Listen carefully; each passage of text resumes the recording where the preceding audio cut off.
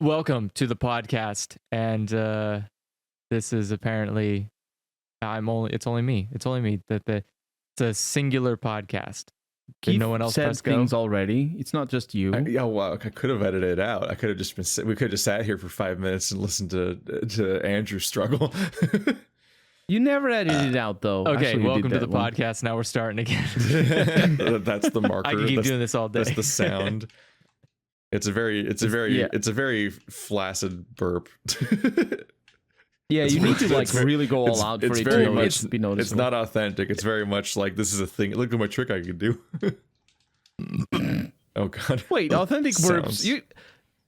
We do authentic burps all the time because we're Let's Players. Half of them the microphone doesn't even pick up. I don't know what fucking gift you have where you can hide them from your microphone, because I sure as fuck don't. You know those? Yeah, no, I don't know what you're talking about. Sounds. Yeah, I know you could hear those too when I was doing those, because you asked me a question about it in my Q&A a billion years ago, which is set to the Earth Defense Force of all things, when I used to have a Q&A before it became a Patreon Q&A, which then is also done because I did 100 episodes. Oh god, I've been here forever. It's all right. I titled the episode, that's once per week, because your question was what you called them was murdered burps. And so that was the title of the Q&A episode. Then at some point I just unlocked real burps all of a sudden, and I don't know what happened. It was somewhere in the last 2 years or something. I suddenly started burping a lot, and I'm like, I literally grew up not being able to do this, so I don't know what to do. This is I'm not ready. You're taking it's terrifying. You're flying high now. It's just nobody can bring you down. They'll just startle me mid-sentence. I'm like, But hello everybody, we are back, and Andrew is here, and his burps are flaccid. Wow. All right, I don't think you guys need to keep talking about how flaccid my burps are. All right, they're fine. They're doing their best. All right, your burps are weak and they will not survive the winter. I wish. I've had these burps since winter's mini pass.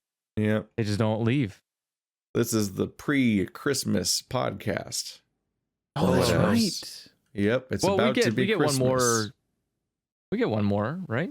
Before the end of the year? No. Because we record on Christmas Day. Because this will go up on the 20th.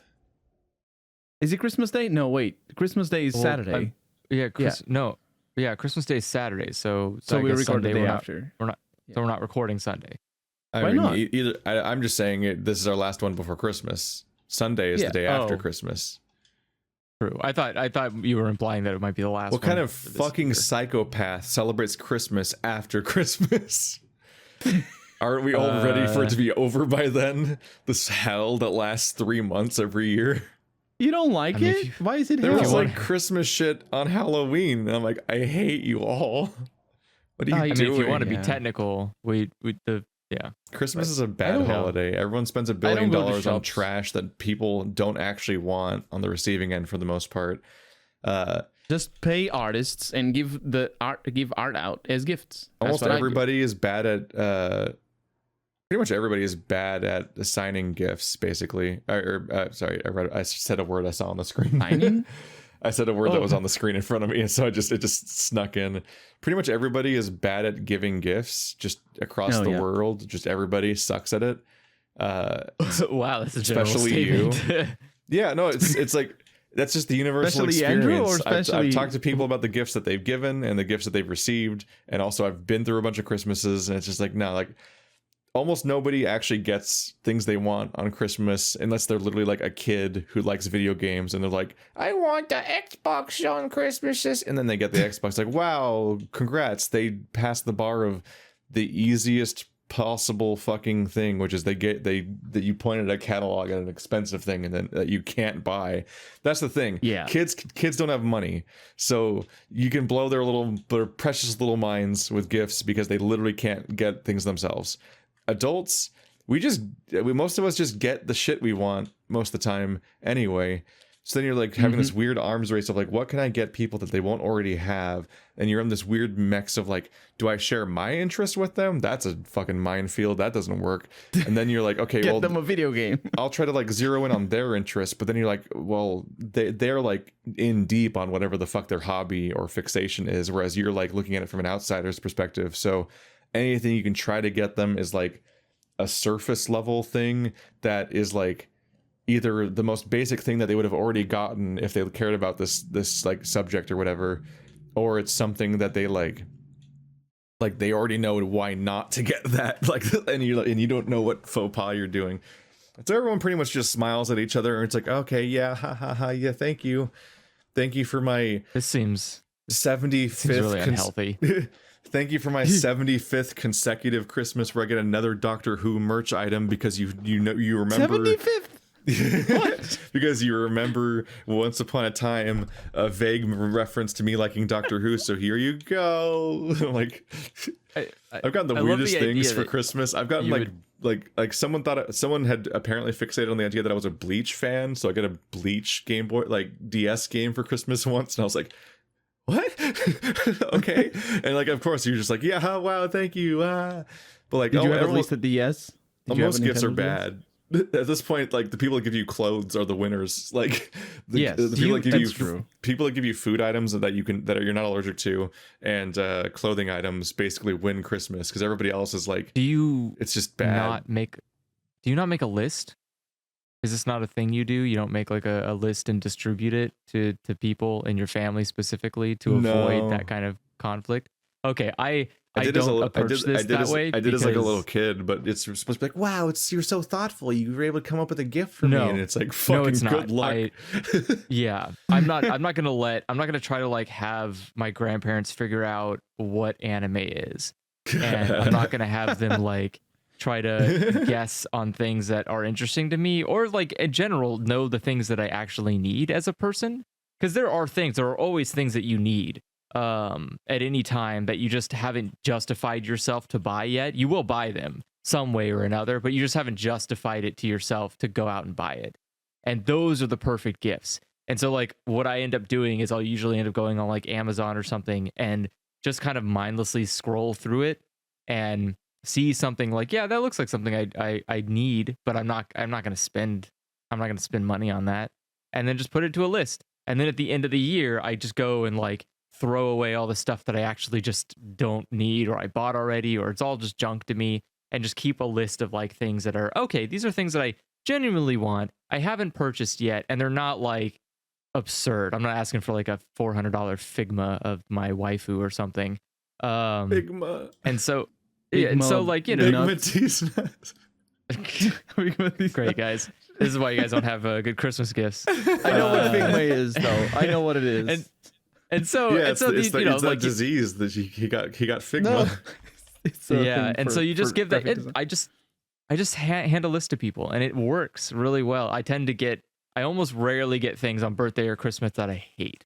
Because you literally asked for the things explicitly. Well, why wouldn't you? Why would you not give people a list of the things that you want? So that way, because people, let me tell you, people don't want to guess. They actually don't like guessing. They just want to give you the thing that you're going to enjoy because that's what they're there for. They want the gratification of getting you something because they care about you. Andrew, there's only so many things that cost little enough that people actually give you as a gift. If you are, that's not true. I can't even give people lists anymore. I don't want anything. Well, how much do you spend on an average Christmas gift for a friend or a family member? Between $25 to $45, depending on like it's like from 40 to 60 or something. That's fair. Yeah, that's fair. Okay, so how can you come up with things that cost that? What kind of really easily? Let's go. Examples. So, let's hear what Andrew wants. What I did one year for my grandmother was that she had gotten herself an Instapot, and so I went and got accessories for that Instapot for her. Specifically, I got accessories for things that I knew that she or my grandfather would use it for, like making deviled eggs or making pot pies. And so the pack of these silicone things you put into the Instapot that you can cook stuff into specifically.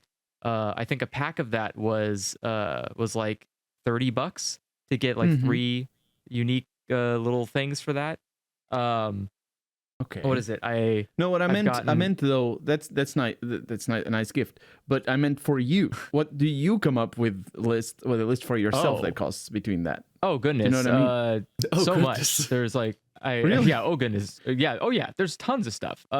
So if we throw away the obvious, which is manga, there's so much manga you can get me. Like first editions of stuff. There's just a ton. Like Infinite manga. you can get me any. You can get me any copy of Poon Poon. You can get me a copy of like just tons of stuff. There's tons of stuff. Like if you throw books out of the window, because books are so easy to. They're usually under $25 and they're pretty easy to give people. Trying to see what list do I got here. I've got a burger press because I don't have the apartment I'm living in. I don't have access to a grill anymore, so I have to make hamburgers on the stovetop. So I use a cast iron for that, and it'd be nice if I had a cast iron thing. There's like heavy cast iron top that I can put on top of the burger to keep it nice and the same shape. Oh man, I'd probably be more capable of generating a list if I ever lived in an apartment, or like if I ever moved to a solo living situation.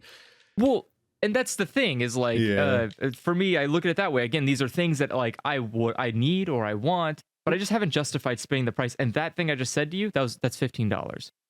So like, yeah, it's a nice gift, I think that's pretty easy. Another thing, I want a hammock for all my stuffed animals. I got too many stuffed animals, and I need a hammock for them all. $15.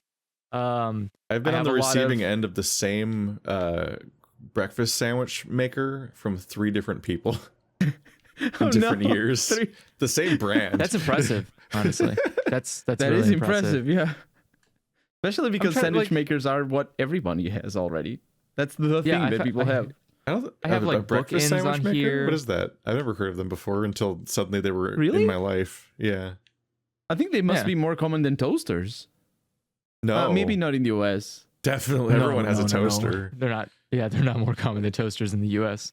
It's kind of they're a thing, but they're not more common. It's like an enclosed cooking little thing that has like a trap door that drops the top half on the bottom half when it's done, basically. It's more handy than a toaster, I find. So I just take it's like making toast. Take like an English muffin or something along those lines, or waffles, jam like it makes you crack an egg on the top of the trap door, and on the below the trap door you put like spinach and sriracha and cheese. Oh, that's a fancy sandwich maker. And then you drop the egg on top when it's done. And you got a breakfast sandwich, which I like a lot. That's so fancy.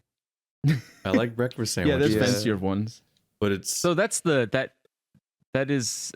one of the problems I suffer from is I would really like to have more stuff like that. I wish I could, because I'm looking on here for a breakfast sandwich maker and I see one that's like under $40, which makes it a perfect gift. Yeah, that's probably why I keep getting it.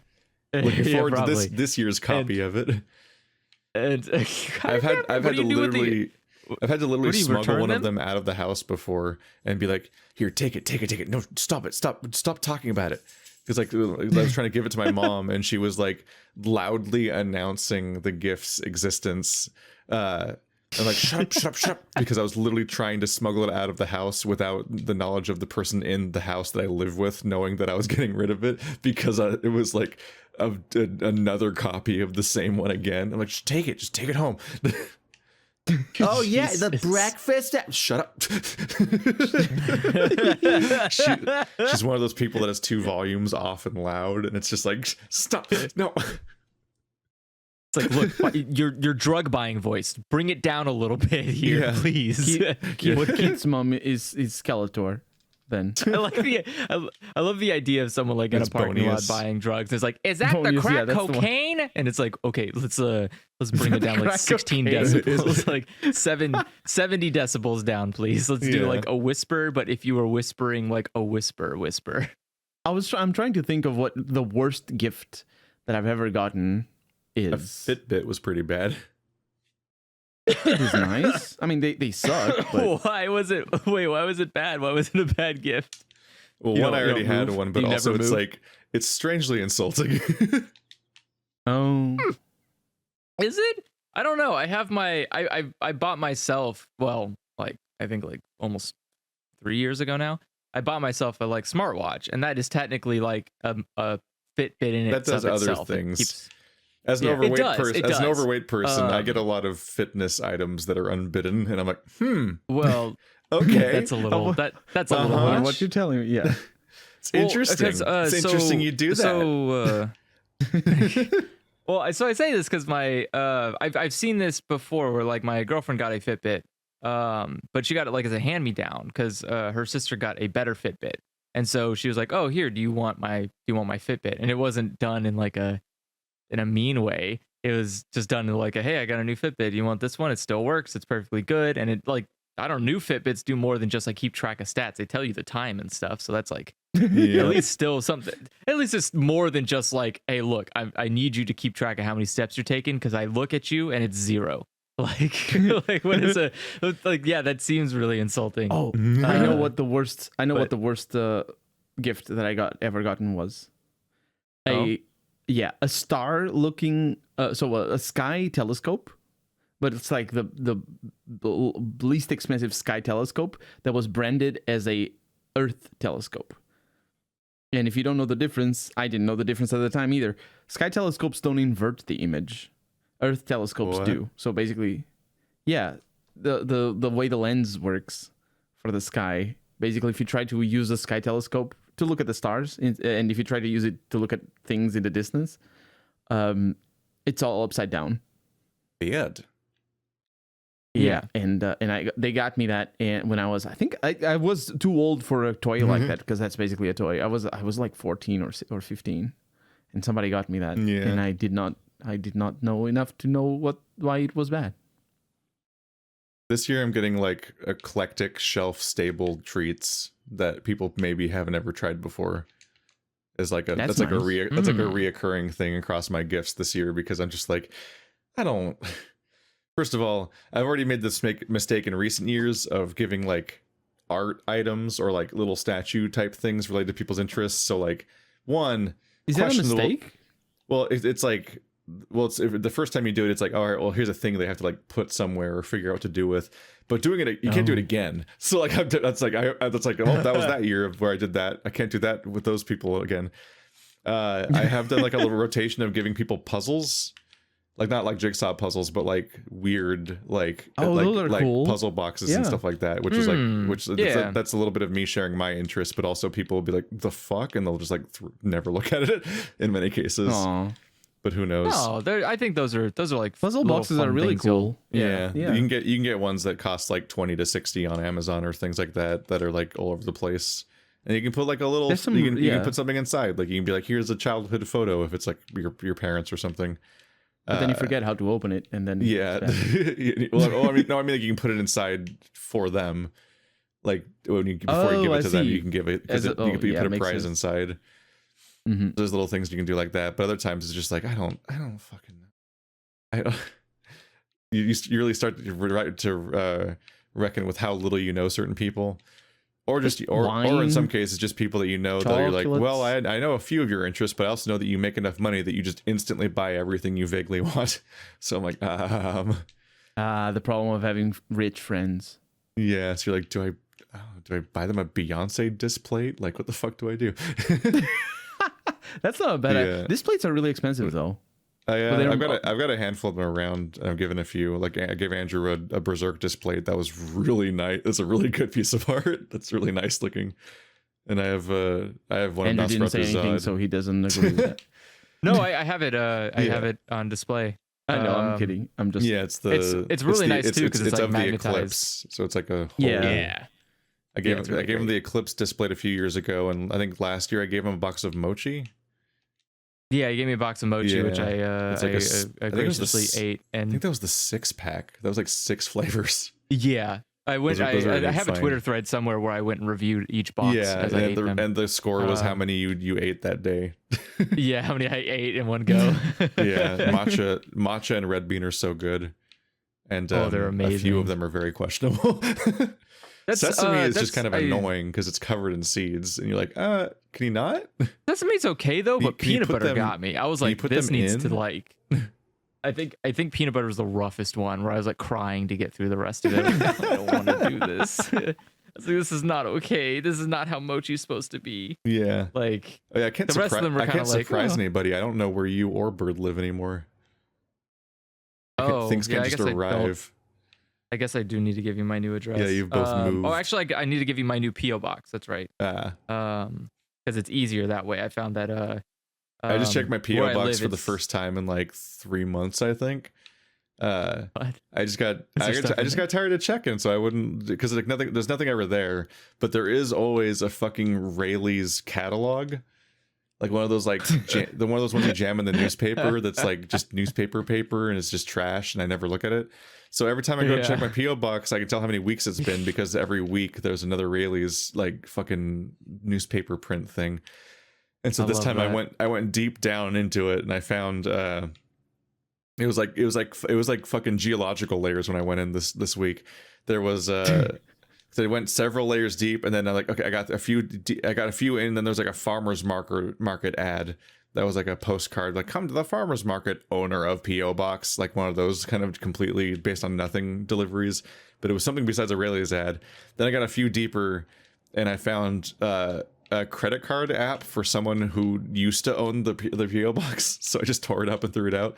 That might be not what we're supposed to do, but he doesn't want a fucking credit card app. That's what you're supposed to do. He would have updated his thing. You're supposed to do not at address and then put it back in the mail. But it's credit cards. Fuck it. I just admitted to a crime. I destroyed mail. Come at me, IRS or whatever. That is a crime. Yeah, yeah, the US is a weird. I just thing admitted with to a crime mail, on my podcast. It's not a. It's fine. Yeah, it's a bummer that the vast majority of old mail is just garbage waste that's like making people work more to deliver and sort all of it, but it's just actively trash that nobody wants to read. But eventually I got enough layers down that I got the giant piece of poster board card that they use, that my place lazily uses because they don't use anything else, but they just keep taking a piece of paper and writing down the new information and scratching out the old one over and over again, and it's like, oh, they have a package for me somewhere in there. So I do have a package for my PO box, but I went in on a Saturday at like 1:00, and they'd apparently already closed the actual post office, so all you could do is check your PO box. But my PO box isn't big enough for any packages, basically. So yeah, there's no reason to, because they'll hold it in the back for you in like a big old box. Yeah, but also like today is Sunday, and tomorrow I'm celebrating Christmas with people. So I'm just like, fuck. So I don't know when I'll get a chance, but now it's like this thing in the back of my mind. I'm like, I want to go check out what the package is. What is the package? And that'll be when I find out. Maybe it's Andrew's gift, and he's not saying anything. It could be. He did send me a gift before via the PO box. He sent me the newest Junji Ito at the time. Why are you not saying anything? I think it was Ramina. Because I think it was. I think I sent you and Stephanie a gift. Ramina's fucking hysterical. I don't know if you've read it, but no, I haven't read it yet. Ramina is a completely fucking deranged Junji Ito book. It is the most like applicable to Colonels calling them comedies ever. Like, I need to see it then. Around the part where people are like in low gravity and somebody is slapping a woman against a skyscraper over and over again, like they're trying to dry out a towel. It's just like, what the fuck is happening in this story? Oh, that sounds amazing. Like, it is the most deranged story. Like there's a part where he's got this lady by the legs, and he's just smacking her entire body against a concrete wall over and over again, like she's trying to dry a towel. I'm like, what the fuck? How did we get here? It's like this, there's a part where everybody's low gravity and they're flying around the entire planet like they're fucking Dragon Ball Z characters. I'm like, this is the absolute strangest fucking thing ever. So for context, I think everybody knows who Junji Ito is, but my thing with Junji Ito is that he draws the faces of people in a very specific way, and obviously there's the composition of each panel. It's a horror. He focuses on horror, so it's important to convey emotion and convey reactions and all that sort of stuff. But for some reason, I have this sort of dissociation between whatever horror is happening on the page and the reactions of people. So the reactions of people in the page always come across as unwarranted and like, why are you being scared? Even though it is right there in the page. So for me, it's like always very comedic. That's why Keith was talking. It's comedic. For me, it's comedic. Junji Ito just makes me laugh all the time. I really like it, but it does make me laugh. I don't understand. He's not maliciously horror. Like you're just like immune to the concept of sequential image storytelling. No, it's worse I can't than that. associate It's- these two images. That's impossible. My brain doesn't do It's that. worse than that. It's in the same. It's not sequential. It's in the same panel. In the very same panel. Like there's somebody twisted into a knot, and somebody being like, "Oh no, that is horrible," and I'm just laughing my ass off because Their face is funny to you. their face is funny because like, why are you scared? Even though it's right there. I'm scared because of that terrible thing. Yeah, I think like I'm trying to analyze why, because it's sort of a subconscious reaction at the end of the day. I This think doesn't make any sense. Yeah, I'm not too I'm just sure trying what to you're- analyze what- what's why going I on find here. it funny. I But I guess think he's that's just the got reason. I don't know. His brain doesn't Yeah, agree so- with comics as a concept. No, I think like, yeah, I don't know, like because maybe I'm used to being like in horror movies specifically. Horror is I enjoy it in a more solitary perspective where I'm scared of what's in the screen, not the people on the screen, and if they are scared, it's their own thing. But like it's a movie, so you don't fixate on people's faces, you fixate on the monster. But because it's a comic book, you have time to. Yes, there is a weird a scarab person. It's not scarab. What is it? Snail person coming up the window on the hospital. And yes, that woman is pregnant with mushrooms. But look at this person's and their open mouth. Isn't that funny? And then I just laugh. You just the laugh mouth at is their open. scared faces over and over again.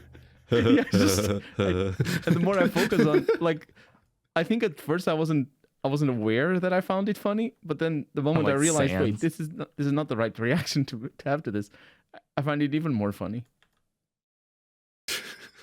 I don't know. I have no idea. Yeah, I mean, I can't really say you're wrong because you're welcome to interpret manga however you wish. Yeah, it's weird. There is no wrong way to interact with the medium, but that is interesting that you are having those feelings reading a Junji Ito novel. That's usually not it's usually not the what he's way going that- for. yeah, very it's much the usually not opposite, the- yeah. yeah. But Like, I'm I not mean, always it's- I expecting don't know, the I- super eye patch wolf reaction where he's like acting like his fucking brain is imploding from the sheer horror of what he's beholding or whatever the fuck, which is like a lot. But like, yeah, comedy is a weird reaction to some of it. There's definitely really funny scenarios, and there I is mean, I a get certain it. element where like it's such Yeah. an intense emotion or like concept that whenever he doesn't successfully make it scary, it's really funny. Like the boy who is a spring, the Jack in the Box story from Uzumaki is like Yeah. the least funny thing in the middle of a series of it's the most funny and least scary thing in the middle of a series of relatively fucked up stories. Mm-hmm. Like as horrifying but as no. like the mosquito hospital is or whatever and things like that. There's the fucking Jack in the Box boy is the like most bizarrely funny thing he could have come up with. Yeah. But like, I don't find it funny. Like, I agree with you, but that's not like it's not funny because look, a silly scary thing. No, that's not what I say. It's like my I think I find it funny because of the people's reactions. Because then like. Specifically with the hospital and the mosquitoes, I'm like, oh, look, there's a horrible thing in this panel. The next panel, I bet somebody has their mouth open and being super scared. Oh, look at them. That's them being scared. And Yeah. Well, usually it's the opposite. It's the page. Maybe you're reading these backwards. Oh God. No.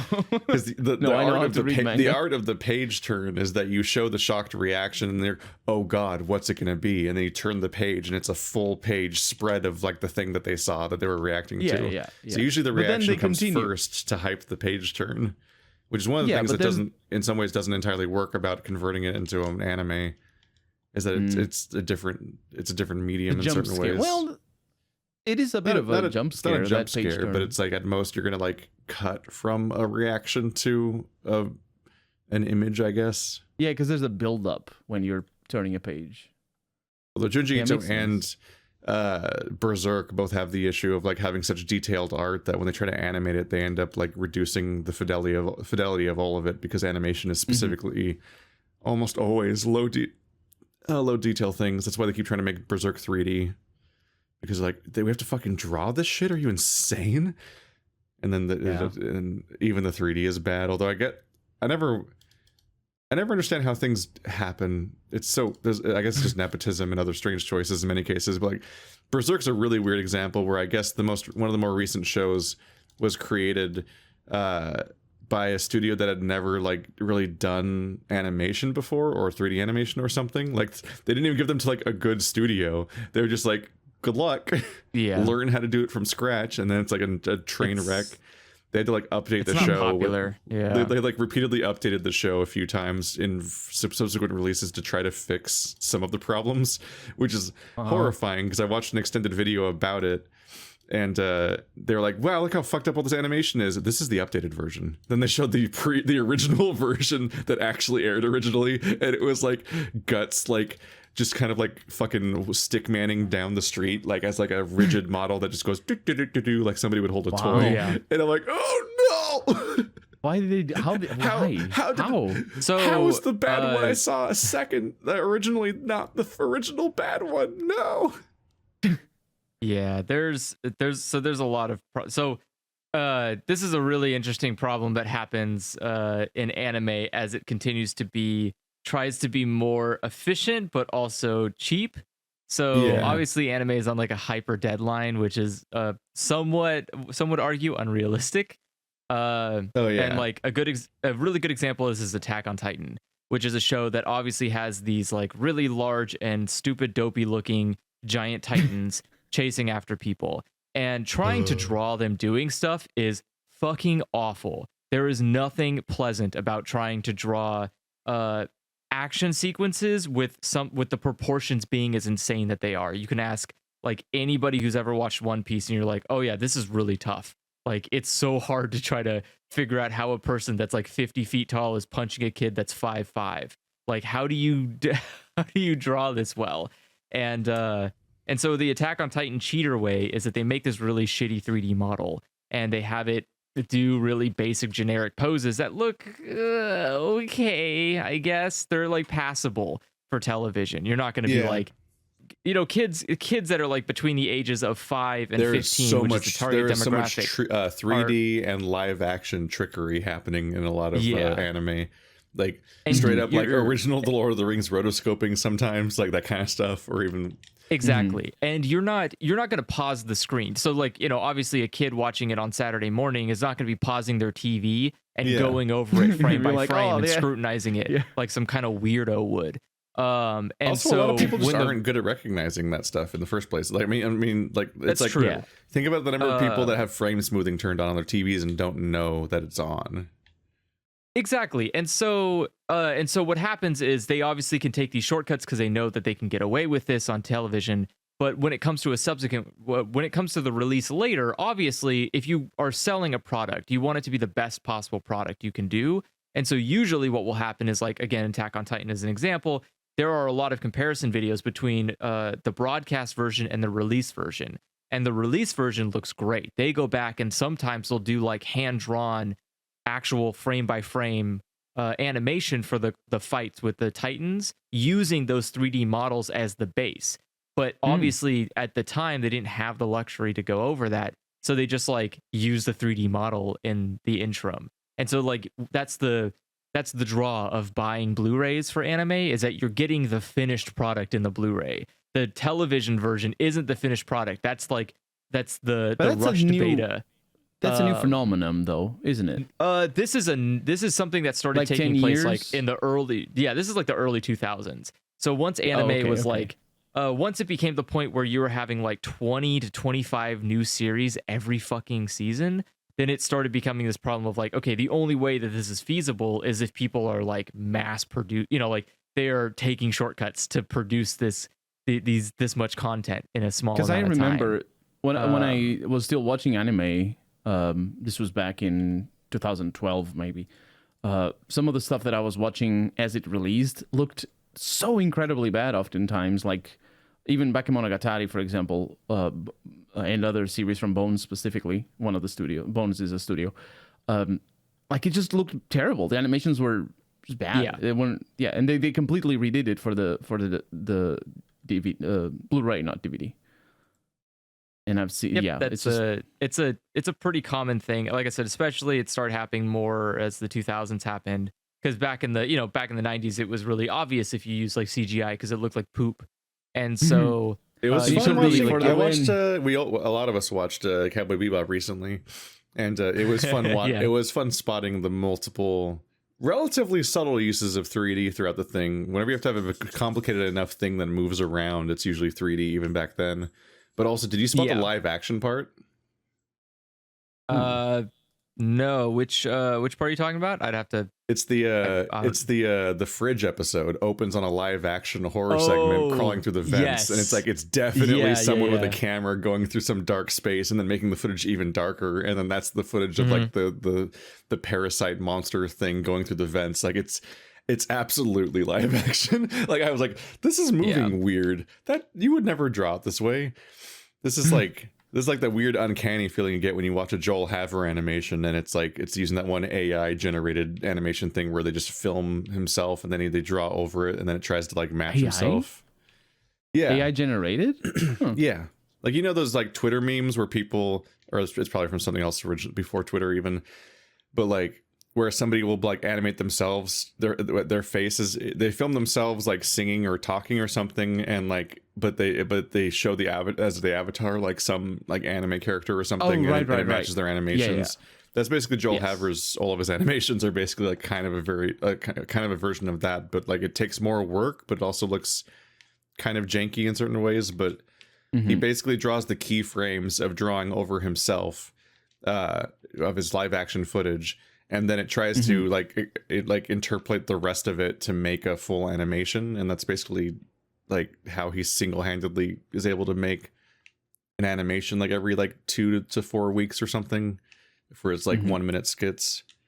And it has obvious seams. There's like it creates a unique style though. Like it's a very unique style. Although that I the would say uniqueness is that he's using a public thing that everyone can use. That sure, people but I keep meant calling like it Joel Haver style. And I'm like, I mean, it's just using someone else's program that does that thing. But the upside is that you have these really realistic like mouth movements and stuff like that, and like weird little nuances to like how like a human body kind of twitches and wobbles and things that make it like look very different. But then if he ever like walks a little bit or something, like giant smear across the screen of his character just breaking. Like it's so he has not gotten better at it. Like it's I like the videos, but like the I don't know how anyone is not massively distracted by like how the number of times his character just completely breaks, and I'm like, oh man, all right, I guess you're on a timetable and it's probably your living by now, so you got to get these videos out. But I'm like, I would be like so distracted by that obvious problem that he definitely sees that I would never like. I wouldn't be able to hit publish. I'd be like, okay, I gotta do it again. I gotta keep going until I fix it. I wonder if he does see it though. Maybe he's like a YouTuber. Has to. They're so obvious. Well, I think he keeps them in on purpose. Yeah. I think there's like a mixture of like this is something that people expect to be there, but also like I don't think he just has the time. I don't think you can just reasonably. It's like my fucking Resident Evil video where I had to re-edit it 17 times to finally get it one that went out, and then that one got blocked like a month later, and I had to go and put it up again I have like a fucking like red border around the screen now because I'm like, just fucking stay up. I can't keep doing this. Like at some point, like you've redrawn and reanimated and sat through like the long rendering process so many times that you're just like, all right, this is as good as it's gonna get. I'm dead inside. Yeah. And that's anime, but with more people. Basically, yeah. It's with a lot more yelling, a lot less pay, and most importantly, a lot less gratification at the end of it because most people don't know your name and they still think your product sucks balls. But but mostly it sucks balls because of market dynamics, because that's actually a big problem in anime. Anime is just a mess from like top down. It's a fucking all of it's a mistake poorly built on top of like flimsy twigs. It's fine. It's really funny watching like Gretzko and other things that criticize Japanese like office culture and stuff like that, because I'm just imagining like the bosses that run that company being like the Garfield meme where he's looking at a no Garfield sign like, I wonder who that's for. That's what I thought about. So there's an anime called Shirobako, and its entire premise is about just like an anime about a girl who joins the anime industry and makes an anime. And there's a lot of there's a lot of times where you're watching it and you're like, doing that thing of like that like gif of the monkey like looking side to side really nervously, Yeah. because there's a lot of like scenes where they're talking about, wow, oh, it's really hard to make a deadline like this when you can't decide, like the director can't figure out what he's doing. And you're like, oh god, like I hope this anime didn't have any directorial issues. Like there's a lot of like weird side eyes that go into making any kind of like meta commentary about a medium. But anime is a lot of fun because it's like nobody is not aware of how bad it is. Like everyone kind of all agrees universally it's not great, but Except the kids. but there's nothing you can do. Like it's an intricately messed up system. It's kind of like Hollywood, where there's not like you can't just you can't go and make Hollywood movies for like $20 anymore. And it's like there's a lot of reasons for that. Did that ever happen? Sure. I mean, when $20 was worth like $2,000, you used to be able to, but but still, like this is before, like the more that movies have become, there's like expectations and even just basic requirements that cost so much just to get a movie to the end point, that you can't make a movie at a reasonable cost anymore without so much upfront and so much like complicated systems. So like, just to make a movie, you need a specific camera to fit onto the screen. And that camera costs a lot of money because it has to be able to do all these dumb things that you probably don't need it to do.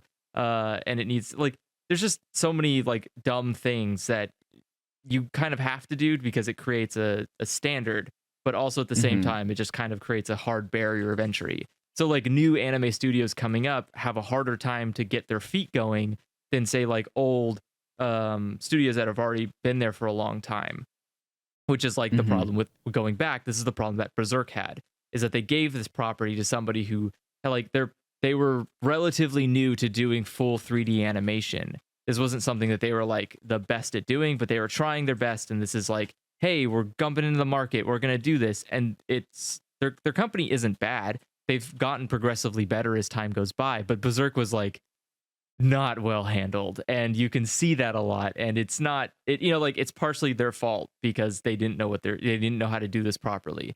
But at the same time, like how else do you do this? How do you give like if the Berserk license or whatever doesn't have enough money, which they don't. Berserk isn't like hyper popular or anything in Japan. It's not like One Piece or a shonen series where you can show this to your kids. You're not showing your small little 5-year-old infant rape. Like this is not what you do. And so like a shonen gets a lot more money. It's easier to advertise. You can put it on the side of a bus.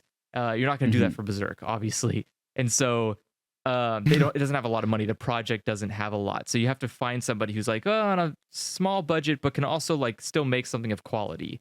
And so a small studio can come and do that, but they still have to go through so much hurdles and hoops and hooplas that even by the time it's time to do the thing that they have to do, they've like spent so much money on a lot of other things. They don't have the money to like, make the product as best as they possibly can. And once all that happens, once all of it's said and done, the reason that the quality can be even worse on the release of a product is because they didn't make a lot of money once it was done. So once it came out, and like you do your little short burst of like, okay, who's going to pick up product sponsorship for this, and who's going to pay us money to make us like to have us make plushies or whatever the hell. If that doesn't happen very well, then all you have is the DVD sales. And if that's all you have, then like you don't really have much upfront money to make those DVD sales better.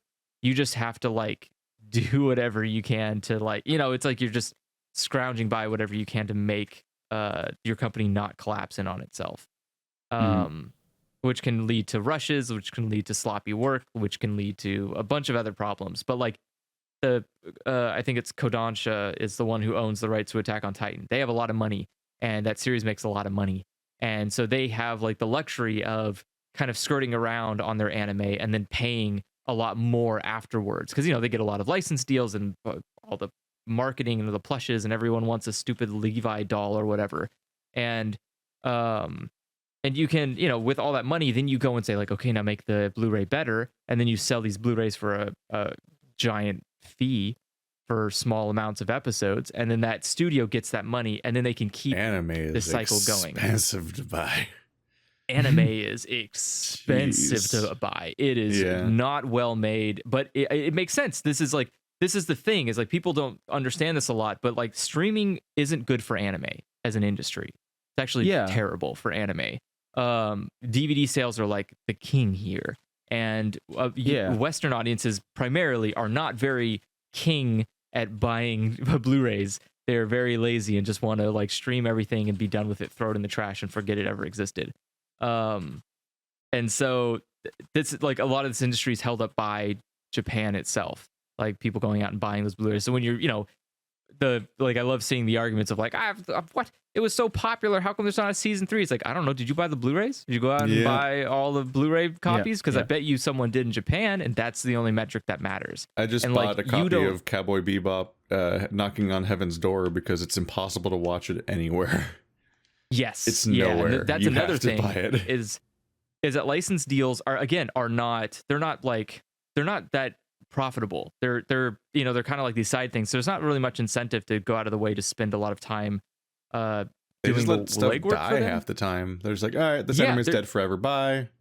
There's no, only because it's not interesting. Only recently could you actually watch Paranoia Agent or buy it in any context. It just vanished for like a decade. Like they're like, fuck it, throw it in the garbage. Yeah, exactly. And so that's the thing. There's another, again, there's a lot of there's also a mentality that you don't want something available for too long, because then it takes away fault. Again. Yeah, it takes away from the value. Like you want something to be, you want something to have been accessible, and then that's it. You move on to new things. And but also if you wanted because it sustains the new market. That's important to acknowledge. It's true that it's good for the value of the old stuff, but the maintaining of the new market is also fundamental. Well, yeah, you got to make room. You have to make room for new stuff to come out, and you don't want people to be wasting all their time rewatching Cowboy Bebop for the 100th time when they could be going and watching that new thing you made that no one wants to watch called Samurai Champloo. And you don't like Champloo? Samurai Champloo is so boring. It's such a boring anime. It has the same problem that Cowboy Bebop does, which is like, cool, I showed up to watch 2 episodes. Okay, thanks for doing it, I guess. The rest of it's all like just dumb little filler content that doesn't really sometimes does something for characters, but more often than not doesn't actually matter to the overarching story and the character development of the important people. It's just a lot of. That was my experience kind as of well. The point. Which that is the point. I think but most people prefer the non. In fact, I don't know. At least I actually preferred most of the non-continuity storytelling over the actual like through lines, or at least. Boy, I don't care about Spike's story. I like Spike in all the other episodes. I don't care about any of Spike's backstory episodes that are like actively the work. Like Vicious is a shitty character and Julie is boring. And I said that on Twitter and you agreed. And then a bunch of weird random people started yelling at me that don't follow me on Twitter. But they're like fucking Cowboy Bebop stans that have their fucking image documents ready to defend those exact characters, because they spammed so many messages at me that had like video evidence and pictures and annotations and shit, and I just blocked them without responding or even even reading through it. But I'm like, oh my fucking god, you don't understand, they're actually a complex character, she has agency. Shut the I don't care. She's in 10 minutes of the show and she's boring. I don't care if she's technically has agency or some shit like that. She's not a good character. And she definitely gets fridged. And it's also another thing of like, oh, this woman is my motivation for my entire life. And I'm like, okay. Can we get back to Faye's story, which is really interesting? But see, I had the problem, like, well, I don't know. And again, I don't mind non-linear stuff. Like, I like Mushishi and I like Kino's Journey. Like, both of those are just, hey, welcome to the episode. I just can't get over the fact that in Mushishi, the protagonist is like our protagonist from Final Fantasy 14, where just events happen in front of them and they just sit there and do nothing. And then they're like, all right, bye. On to the next episode. Like, do anything. Aren't you the main character? No. I mean, but that's the premise. Mushishi isn't about him doing anything. It's about him keeping information. His idea is he's like historically logging a lot of stuff that's happening, and he does do stuff. He'll like say, hey, I wouldn't recommend doing that because that's going to cause this I think problem. the show also had a tendency is. to practically pre-declare what was going to happen before it happened. Yes. Like it explains the legend it's, basically, and then the legend just happens, and you're like, oh, the thing they said was going to happen happened, and the protagonist watched. Yeah, like, I think this is a weird show. Yeah, it's more of just like just kind of, you know, again, it's just like pushing culture or some kind of thing. It's fine. It's not a big deal. It's just you have to want that kind of content. But the point I'm trying to make is that I think specifically, I really don't like Cowboy Bebop or Samurai Champloo or I don't know what type of genre this is, but it's the same, like it's episodic but very, very devoid of anything. Like I felt like Cowboy Bebop was a setting, and then someone showed up and was like, that's cool, but are there people in here? And they're like, oh god, people live in this setting. There's these people that live in this. Like someone made this really interesting, fun world to be in, like this retro futurism world, and then like just kind of had to like throw people in here later to make it filled out. Like, what is the Titan War? No one ever explains this. It's just a war that happened on Titan. You know, just yeah. Well, it's one of those narratives where like they have like a thought out sequence of things that happened at some point. But like that's not the story of the show. It's like that's just like it's like one of those shows that makes you ask larger questions about what the setting, but like that's not really the point. But like I guess my annoyance with especially with Cowboy Bebop is that there's a lot of things that are relevant to the development of a character that never get addressed. And it's not like the Clone Wars in Star Wars where it's like, oh, that's the Clone Wars, we fought in that, and you just move on from it and you're like in the Clone Wars. Yeah. You're like, okay, whatever. I sure Grandpa. hope we don't base an entire trilogy on this someday. Yeah, but like Cowboy Bebop specifically like is about like Spike and Vicious and about their like kind of chemistry they got going on there where they don't want to like kill each other, but they like to tickle each other every time they meet on a planet. And and they like, but like the past of Vicious is really important to what shapes him to being the person that he is now. Hey, you want to do a dramatic church window pose? And yeah, exactly. And but like they never sit down and talk about him at all. They just like he just shows up, and a side character has to be like, I remember Vicious when we were young in space, and it's like I don't just tell me about Vicious. Like, come on, man, stop this shit. That's interesting. I like, never thought about that, but I mean, that's a good point. Am I? This might be really embarrassing because maybe I just like blacked out for a moment or something. But am I insane, or is there an episode where they're falling to the earth and they might burn out, and then the episode just ends, and then the next episode just starts the next story and like doesn't finish? Yeah, that happens. Okay, yeah. I was like, yeah, I kept meaning to check again. Like, did I somehow not finish the episode? Like, what happened? It's like they're just like, whatever happens, happens, and then the episode ends, and I'm like, oh man, cliffhanger, which they do a few times, but not that often. And then it's like next episode is like, so anyway, this is what Ed's up to or whatever. And I'm like, wait, and then Spike's just there, and you're like, wait, what happened though? Am I having that Walking Dead moment where we accidentally start in the second half of the episode? I don't remember that. And I think it's a cold open. Yeah, I don't recall that.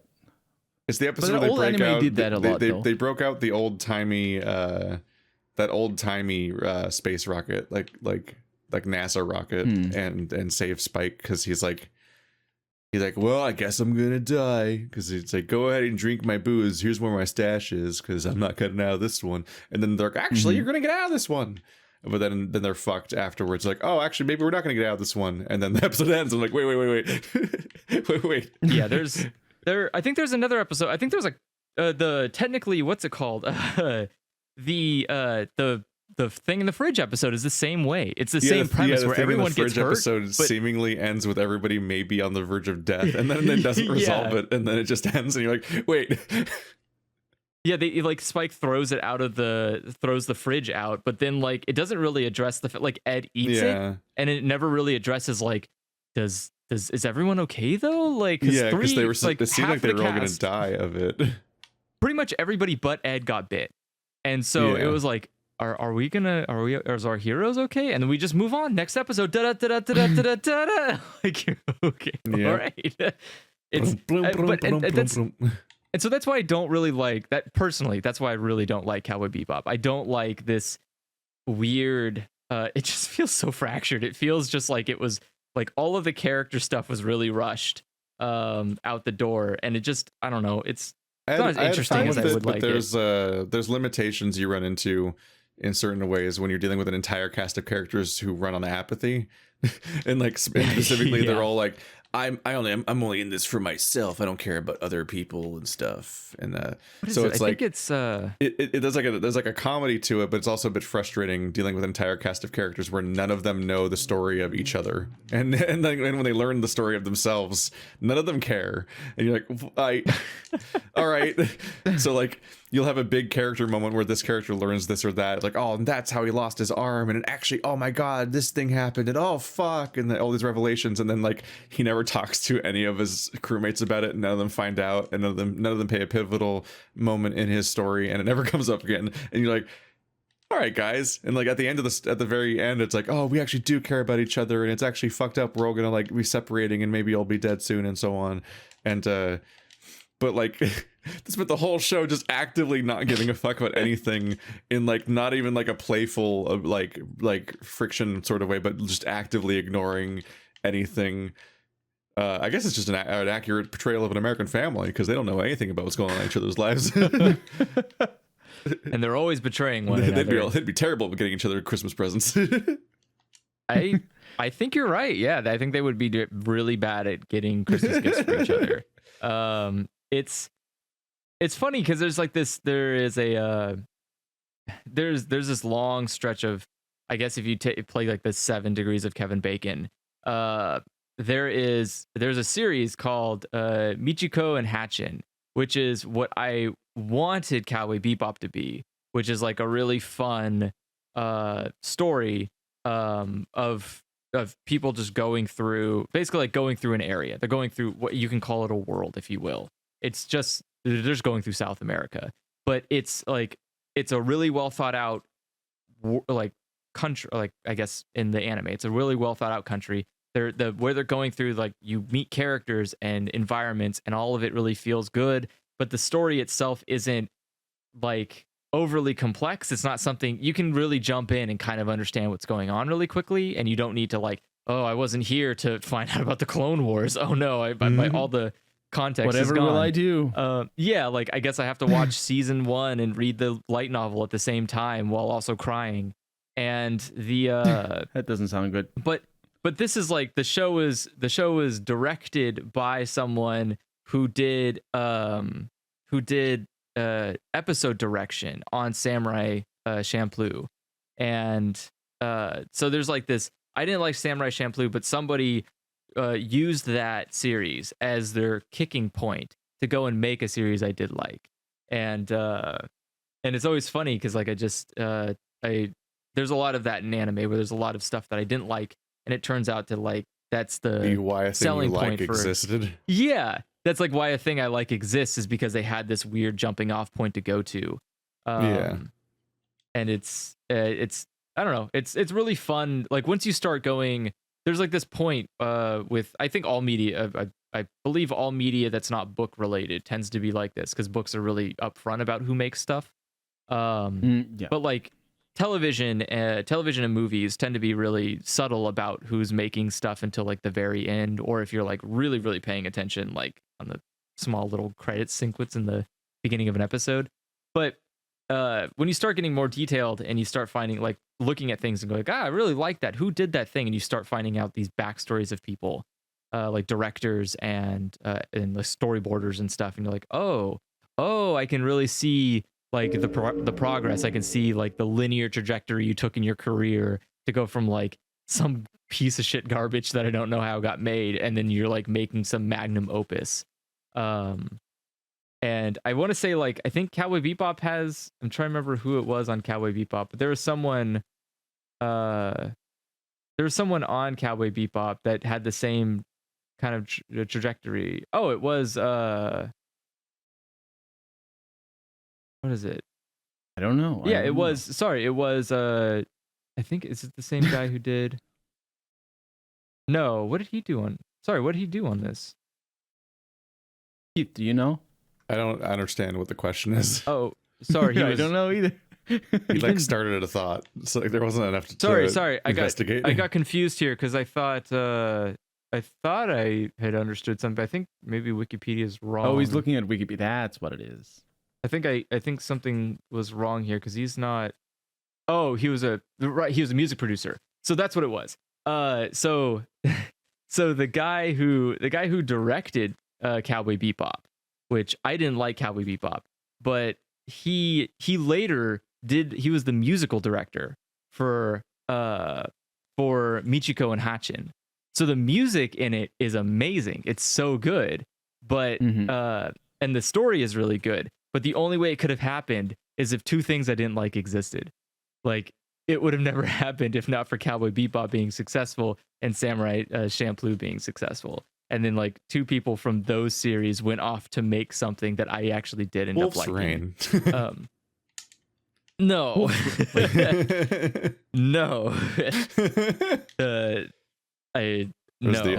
But it's sad she died, but there was recently a headline that made me realize that the Cowboy Bebop was co-written by the creator of Wolf's Rain. And I'm like, oh, I would have never grouped those things together. I've never watched Wolf's Rain. I have no idea. That's good. What Keep if that a up. bunch of wolves turned into sexy boys and they just had drama? Is that That's the one a with really that's a really Is that the weird famous way to- one? That's Is just that the the, famous that's one? the premise of the show. It's just I don't know if that's just the famous one. There's a lot of famous werewolves. Yeah, because Well, there's a. I Well, don't remember. they're not werewolves though. They just shift I back and know, forth in they're between just- wolves and humans. They're I just think that- and I Animorphs think that- kids.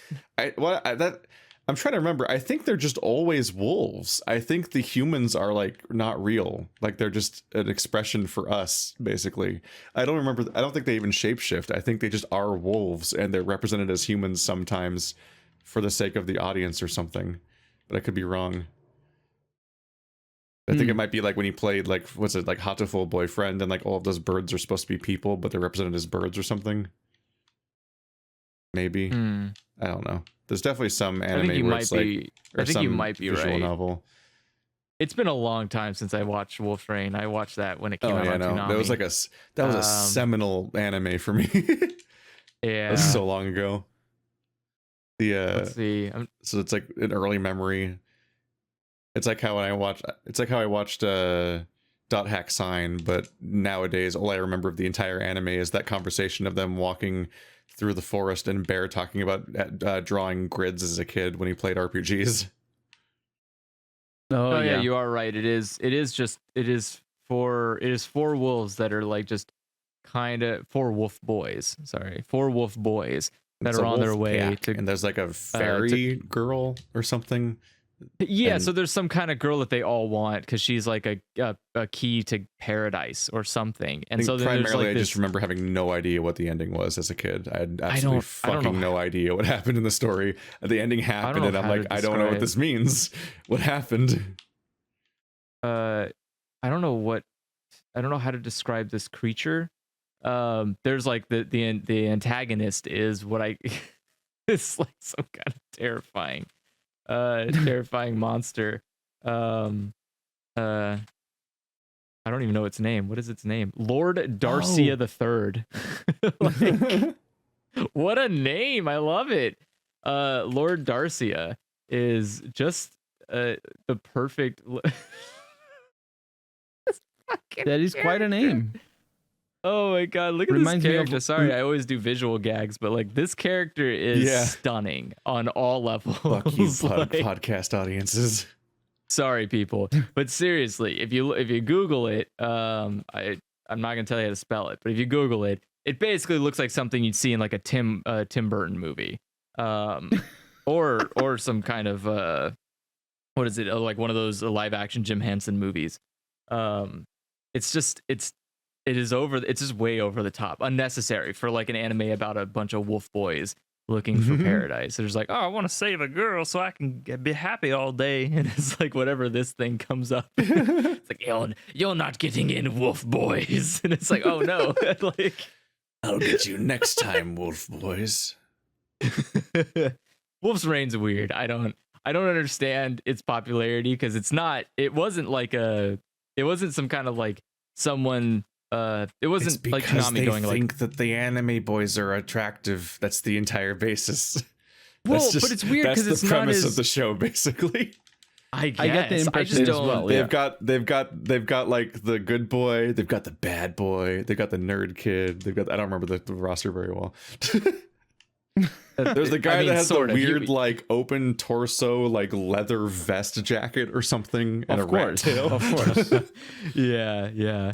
They Like, have, so they have the it's a lot cool of guy. They exposed have skin. the like. they got like the rock, like the main character looks like a rock band like member. I don't even know what the fuck the bad boy is supposed to look like, but he wears like leather and shit. And then there's like the innocent kid and stuff like that. There's a whole dynamic. It's like the Sailor Moon, but with their furries. I mean, a little bit, but yeah, you have. So you They're have a little the. bit furry, yeah. you just linked a picture that looks like an album cover with how they're all posed. So you have the. You have fucking the cloud of hair rock boy that has like a fucking like Yeah. both of his knees are ripped. All his ripped jeans in the 90s.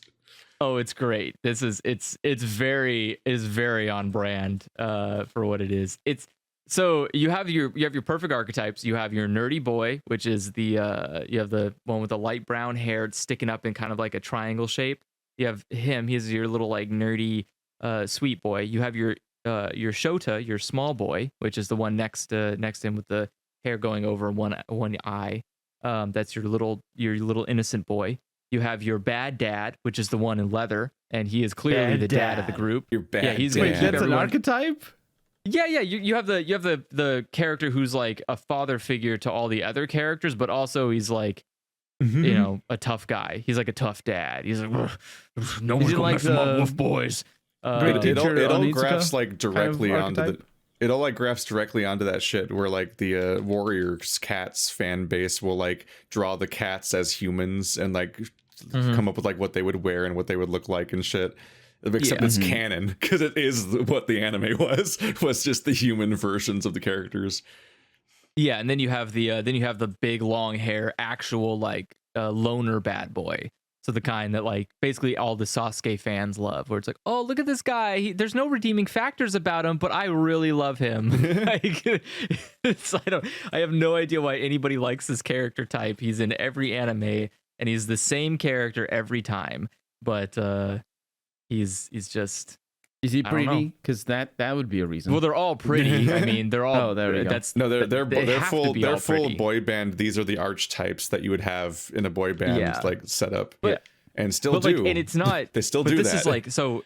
Here's another show. This is called Psychopaths. Look at that character. Kind of looks familiar, doesn't he? I wonder what his character type is. yeah, they're just the same like, people it's- over and over again. it's- They have the same hairstyle. They have the same exact kind of personality style. It's Yeah. just it's not subtle. Anime isn't subtle about running into tropes. It just wants you to remember tropes exist, and they're then going to buy do it in them any as way figures. they can.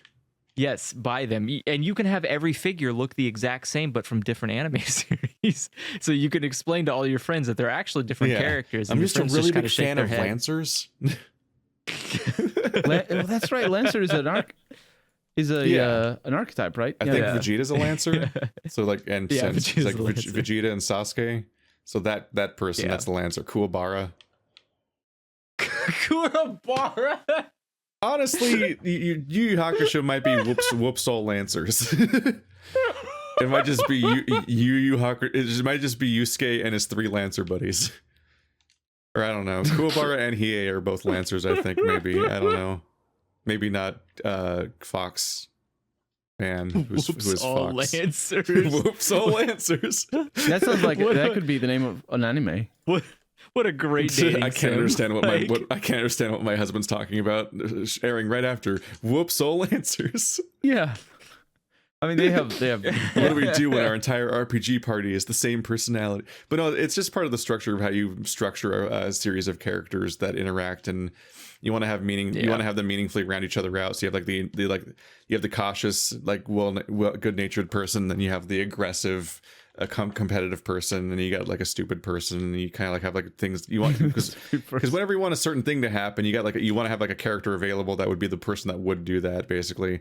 So it all Yeah. like it's such an old storytelling type that if you listen to because who the fuck's gonna actually read it? If you listen to an explanation of what happens in what's it called, Journey to the West, you can see all of the archetypes in that party. You're like, oh, okay, yeah, it's just the exact same archetypes we use to this day when we're filling out a party of characters for any narrative. That's like, here's what everyone's role is going to be. It can be kind of frustrating, but I think it obviously it serves its point, which is to very easily make the audience aware of a character. Like it kind of shortcuts you on needing to detail more out about a character, because you kind of get it immediately. So you're like, oh, it's that guy. Okay. And then you can have some fun with it if you directly subvert that idea. Yeah, and it's like no one ever needed to explain that's what Sonic Boom who likes Sasuke to do. Was. Sonic Boom. Yeah, with like Knuckles, like, what? Just because I'm a meathead doesn't mean I'm not a feminist. Like they're specifically fucking with storytelling conventions on a regular basis, and all of like the viral Twitter like clips people share.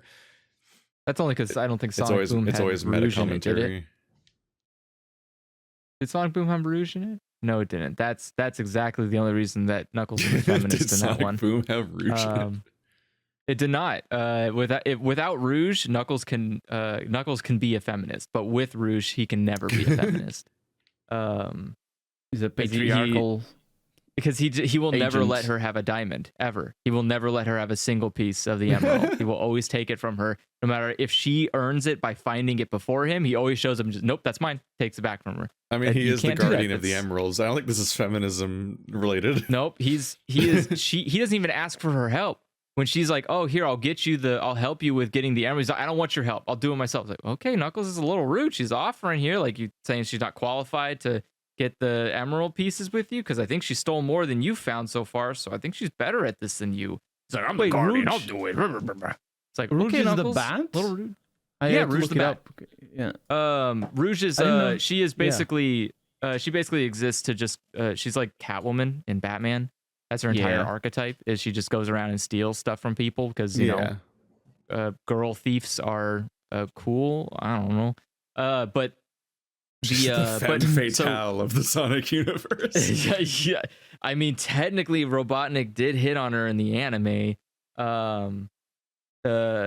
What's it called? In Sonic X. do that? Yeah, in Sonic X, Robotnik made a sexual comment about her. Wow. But it's fine. It's anime. That's what you expect. It's not like they don't sexualize her everywhere else. It's just that it's like they never sexualize characters on Sonic ever. Sonic the Hedgehog confusing children since 1996. Yeah, confusing children. What do you mean? But Rouge exists as kind of like as a counter to Knuckles entirely.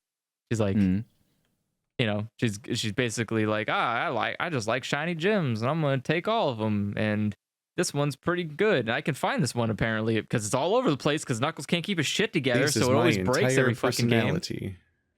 Yeah, but I don't know. Oh yeah, he's gonna be, and Knuckles is gonna be in the new Sonic movie, so maybe that Knuckles can be a feminist because Rouge probably won't be there. So great, look at that. They're gonna make a new Sonic movie. Oh yeah, Sonic movie 2. Oh yeah, Sonic 2.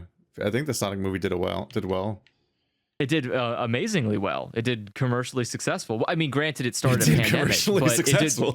It did a commercial. Yeah. Its successfulness. Wow, a successful commercial. No, wait, the other way around. I missed. No, it was commercial. It was commercially successful. I was saying the first stumbling block was Andrew making the most awkward possible sentence. Yes, and then came your language barrier, and it just went wild from there. just either way, burned the whole forest down. The Sonic movie was a success, and it also started the pandemic in the United States. So, should have watched Birds of Prey. So technically, once the doors started shuttering and the lockdowns began, all that was left were advertisements for Sonic the movie, which meant that if we as a society had died off from this pandemic, all that would have remained of us would have been Sonic advertisements. There is totally honestly, like that fucking like end of the world thing where you have everything get wiped out. and then all that's left is whatever everybody was obsessed with that week. Like it's just plastered all over society. Yeah. Mm-hmm. Yep. And it would have just been Sonic, and aliens would have found our corpses and a lot of Sonic memorabilia, and Sonic kind of as been far confused. as the eye can see. That would have been great, honestly. I think that would be. I hope that when humanity dies off completely, it like we just have a bunch of Sonic stuff around. Like that's all that aliens find about us is just Sonic, and they have to like piece together. Like, were the humans like all? Did they all look like Robotnik? Like, is that why they liked it? Is like, And who invented the know- emerald? yeah. The What does the emerald represent? Is that It the must be planet their religion. Earth? Is Is that this, like this hedgehog? Was Yeah. it this Elon Which doesn't Elon look like a Musk? hedgehog. Get it? Because of the emerald mine? I didn't. It's bad. Ha ha ha ha. Commentary. I mean, there's a lot of unpleasantness about the emerald and the fact that Knuckles is the keeper of it, and that Knuckles' people are apparently a tribal race. Tribal there's a lot of race? yeah, the enchiladas. Enchiladas? are, They're called enchiladas. No. no, they're Oh. You can't play these. You can't do these things to Colonel. He'll just I don't leave know. you. I only played Sonic 1 through sorry. Knuckles, so I don't know so any they're of the story. Knuckles is an echidna. Yeah. And the Which is a echidna weird race. monster. It is yeah, They're it is kind of a real. weird creature. It's They're a real real, monster. and don't Yeah. Google them. They're kind of weird looking. They're But weird, yeah. anyways, they also don't have gloves, fist, Lego shoes, so they're not They're cool weird. anyways. Yeah, Knuckle. But yeah, so his race of echidna people that were. Did Sonic 2 say they were like wiped out? I don't know what happened to his people. They're gone. All right, none of them exist no more. It's just Knuckles No. alone sitting there. Anyways, But Knuckles they're is alive alone. in Sonic the last- Adventure. Are they? Yeah. No, that's what I'm saying. In Sonic Adventure 2, you go to the past, but I believe they get wiped out like by a Oh meteorite yeah, they or kind of something. will get I wiped don't- out. But aren't you chasing a Yeah. girl Knuckles the whole game? No, you're chasing Rouge. No, not like competitively. You're like trying to save her or find her. I think. Oh, I don't remember. It maybe it Sonic Adventure 2 Girl Knuckles? Like, was it a Girl Knuckles? I don't remember that. Show me the girl Knuckles. Oh yeah. There's the right. There's the brown one. She's like brownish color, and her Like orangey echidna brown things have- tan, and she Yeah, has like and she has, she's like- covered in markings because they tried to code them that way. Oh, I yeah, remember. yeah, There's they're still a lot of coded. questions of picture of like, her. is Knuckles black, or is Knuckles indigenous? He is technically. Oh, I It's- looked up 'cause girl if I remember- Knuckles. That is not what, Girl no. Knuckles. No, that's Girls not do the have right Knuckles. thing. Very good. No, it's the Girls do well. have Knuckles. That is not. You what, did it, Colonel. You figured it I out. found- We are equal. I found the deviant art. Yeah, no. This I conversation. I forget her name. Crap. Why can't I remember her name? No, it's like slipping past. Every time I think more about it, it's going Sandwich. away. No, stop. Sandwich. What's wrong with you? So their ship Do you name know is some people Knuckles say Sandwich.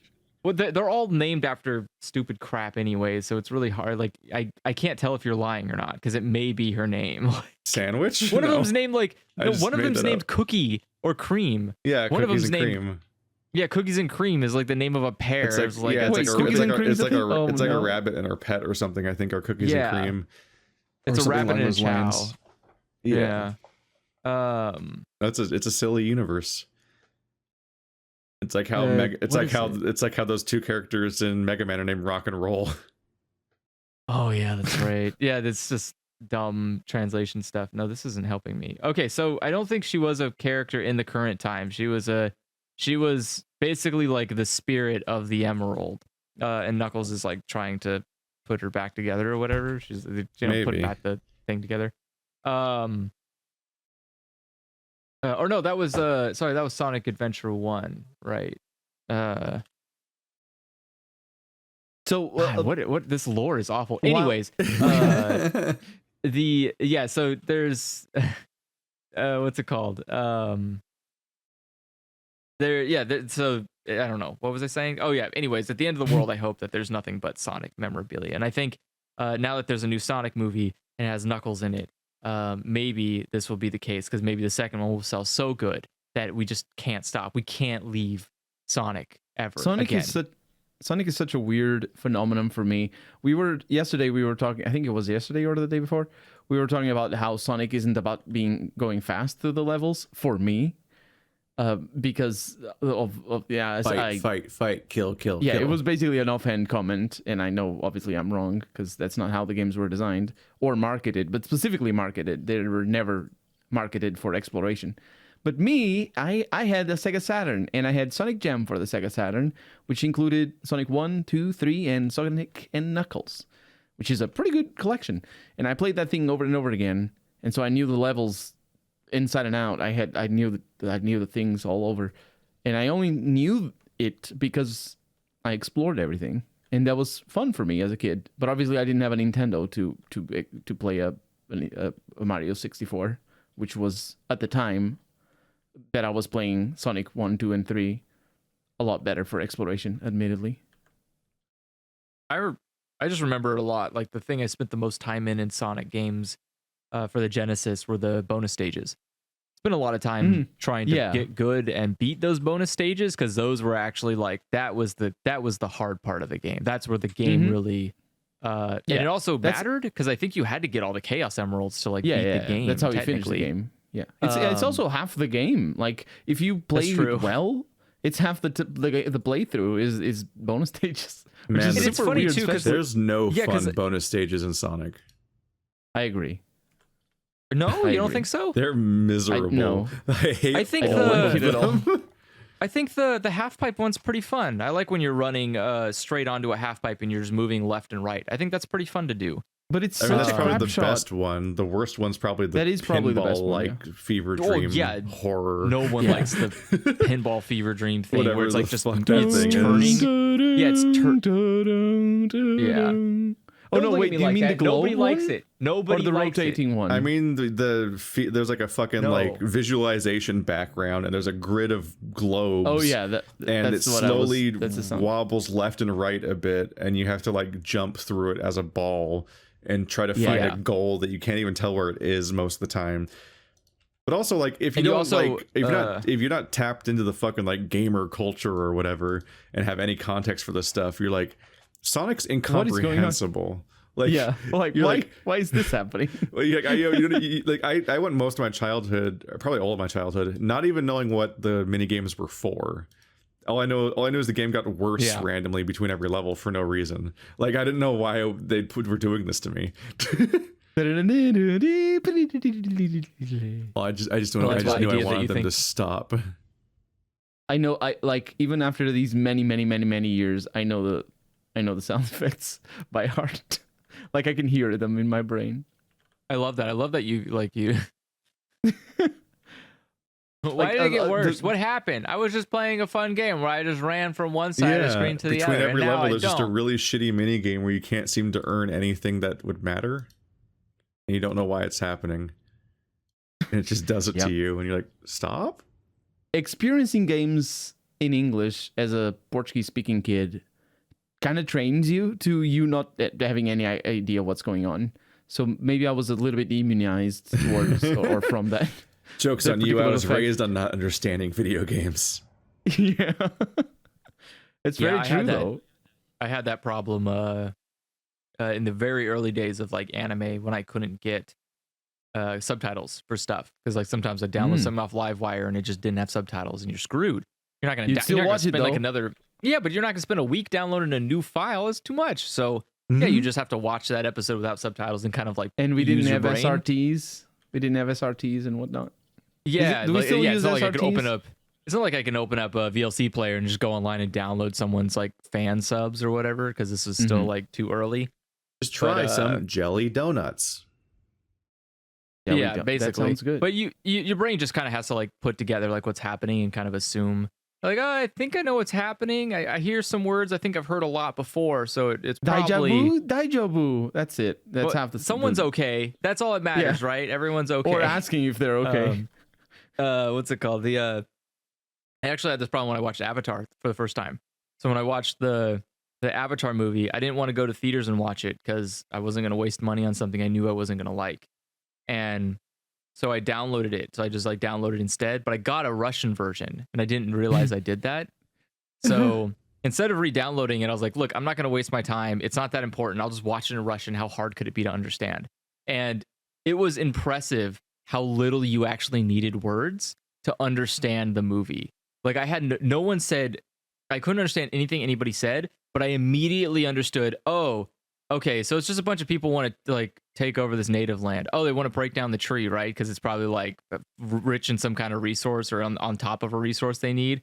Oh, okay, that's what they're. Okay, cool. All right, pretty easy to figure out here, I guess. Like, oh no, he must have pissed them off because now he's like going off to be alone. So he must have like they figured out he was a human. And like it just, it's so easy to like understand Avatar without any context of language.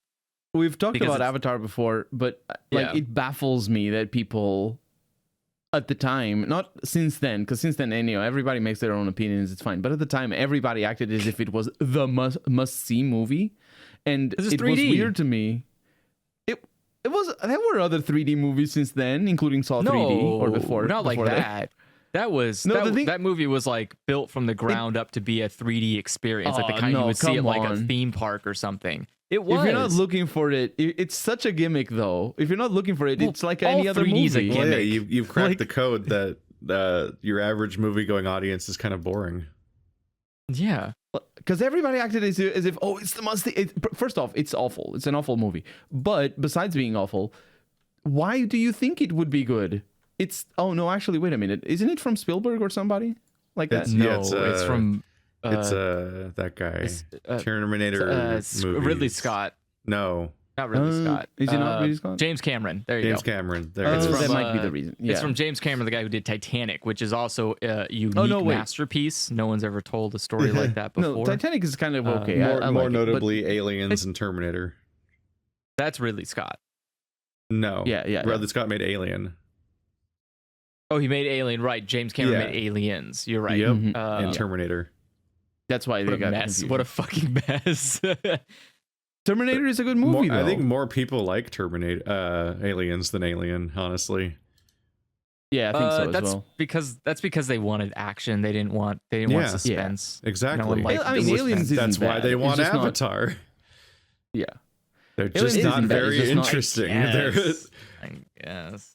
You gotta remember. I just would argue baseline. Like you want anime, FMA, Cowboy Bebop, One Piece. Can't get weird with it. I don't think you want One Piece. That's One Piece is very popular, but it's too long. It's no been one very wants popular that. for an eternity. Well, that's because it's a good story. It's not because Spice and Wolf. Spice and Wolf is the anime I was thinking of when you mentioned Wolf. The thing I like is popular. It's because it's good, and not because it's just really popular for tapping into what people like without much deeper need. It really like I don't think average people are gonna jump into One Piece and be like, oh yeah, this is gonna be a fun time. Like you can't just jump in now and be like, oh cool. It's too long now. I'm saying like the reason it's so popular is because people are invested in the story and they've been sticking with it this long. But like Cowboy Bebop or Full Metal Alchemist, you can kind of easily jump in or recommend it to someone. I can't recommend anybody to watch One Piece. That's like a death sentence. Here you go. Here's something you'll watch till you're dead, and you're like, oh, okay, thanks. I'll get around to that. Maybe longer. I mean, I don't. You'll never outlive this anime. You just reminded me that the Bleach anime is coming back. Yeah. No, I was thinking about that earlier because we were talking about Berserk, and I was thinking about how funny it is that, like, Berserk's always like partially adapted. Like the first adaptation it ever did skipped the entire intro storyline, I think, and then then it just did the Golden Age, and then it ended like right when the eclipse was starting, I think, without showing the eclipse outcome, and then it showed nothing after the eclipse. It was called the Golden Age. Like it specifically up front told you it was only going to be the Golden Age arc. Was it? Isn't that just the Berserk? I think the movies were the Golden Age specifically. Like the yeah, movies, the movies were advertised golden as- age. Yeah, but before that, there was an anime adaptation that was also the golden age. So they keep adapting the golden the age. 80s. And then finally, the The most 80s recent adaptation anime came out, and that anime was like, we're just going to skip the entire golden age. And we're like, okay, thank you, finally. Then we're going to skip the next 7 storylines also. We're like, what? Like, it skips so deep into it that I'm just now getting to that part of the manga, I think. Like, it skips to, like, when the full, like RPG party has been formed, basically, like, which is like you're like 70% of the way through the story by the time that happens, I think. And they're like, we're gonna start the anime there. What's it called? I think that's where the 3D one Are you talking about the started. 3D one? Yeah, I think it just straight up like skips several storylines that had never been adapted by any of the other storylines either, and they're like, well, fuck those parts. they're never sort gonna of. Yeah, it starts. It skips a little. It skips a teensy bit. But it does start pretty generally in the beginning. Well, I think previously the entire post Eclipse storyline, or even the Eclipse itself, like none of the stuff that happens after the Eclipse had been covered at all by any of the adaptations, as far as I know. And then this one was like, we're gonna skip so far that it's literally like you're like twice as far as you were as the Eclipse, basically. Like the first several storylines are completely skipped. You meeting the nightmare like masochist lady, that skipped. The entire storyline with like the disciples and all the creepy religious figures that a lot of Dark Souls is based on, that's all skipped. They just like skip all the way to like, hey, a witch girl, and that's so deep into the story. That's like but because I'm just getting there, so that's like volume like 24. I thought 2016 started. It started a little bit behind that. I thought it started at the. I think it skips the entire religious tower storyline. No, it doesn't. It does not do that. I know. I know for a fact. Does he even? You're talking about season 2. There's 2 seasons to that anime. Does he even meet Puck on camera? Yes. In the anime, yeah. I mean the manga. Yes. Oh, in the manga, yeah, he does. He meets him at a bar. That's how he meets Puck. I'm trying to remember when that happened now. It's a weird story to cover because it's not linear to begin with. No, so the manga opens with a post-eclipse storyline, and you're like, oh, who's this bad guy Griffith, and so on. And then it's like, so anyway, we're gonna spend the next like 10 years telling the story leading up to this point. So the first season of that 3D anime starts basically it starts with him meeting Puck, and then like heavily skips. Like skips a lot to where he's already going to the religious arc. So you're right, it does skip a lot. It skips a bunch in the beginning. It just goes straight to like, here's how Guts met Puck, which is like that is canon. He meets him in a bar, saves him, and the stupid fucking little kid sees him do that and gets excited about him and wants to go hang out and follow him. Stupid fucking little kid. Yeah, it's like basically for somebody who doesn't know the story. Dude, half of Guts' party is like children. It's weird. I don't understand it. It's Japanese fiction. I mean, I've read his other manga, and I have additional questions about Kentaro Miura at this point. Look, I'm not gonna go into that, but the fuck is going on, dude? You know what I'm talking about, right? Did you read it? Did you read Gigantomaxia? Because what the fuck, bro? Why is there a little girl that pees on you? Like, why is that? Oh no! Why is that happening?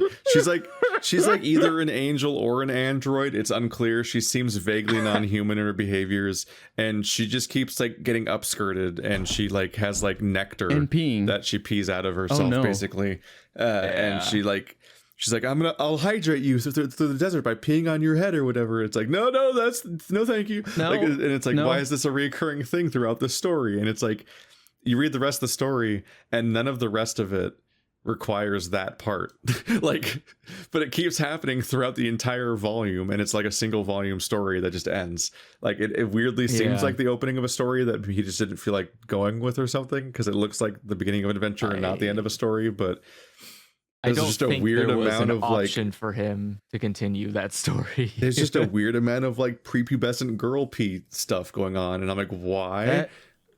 Like there's a part where he wakes up from like getting wounded and like she nursed him back to health and she's just standing over his head. And I'm like, no, why? Yeah. From the creator of Berserk, this nightmare. Yeah. Look, it's fine. It's fine. Is it though? It's fine. It's fine. It's fine. It's the future. The things. It's 100 million years in the future, guys. All right. Maybe there's different it's rules it's a about the world. post apocalypse. Yeah, it's like very post. There's a lot of post-it notes of apocalypse that happened here. It's a weird series, and I think I definitely think he just. I don't know. It's hard to tell. Like I can't really tell if he tries to like go into a shock factor. You know, like if some of his stuff is more there to get a reaction out of people, or if it's like genuinely something he likes to draw. Well, because like you can argue Berserk has kind of Berserk has kind of the same problem.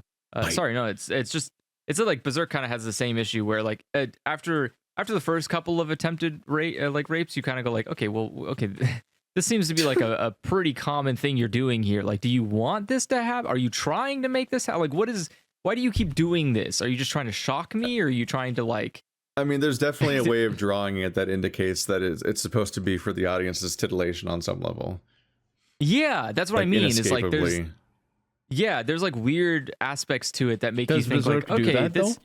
Yes. Yeah, no, it's like boobs out. And like the first thing that happens is the top always gets ripped off. And you're like, okay. Yeah. And there's usually some kind of like monster penis like thing happening. And you're like, okay. Oh, I see. And a lot of it happens to Casca, both before and after her mind is in states. And you're just like, okay, here we go again. No, like there's literally a famous there's a famous one-off character that's not even really a character, but that's called a Rape Horse. That people just refer to by that name. You've talked about it. Yeah, and specifically that character has a boss based on them in Bloodborne.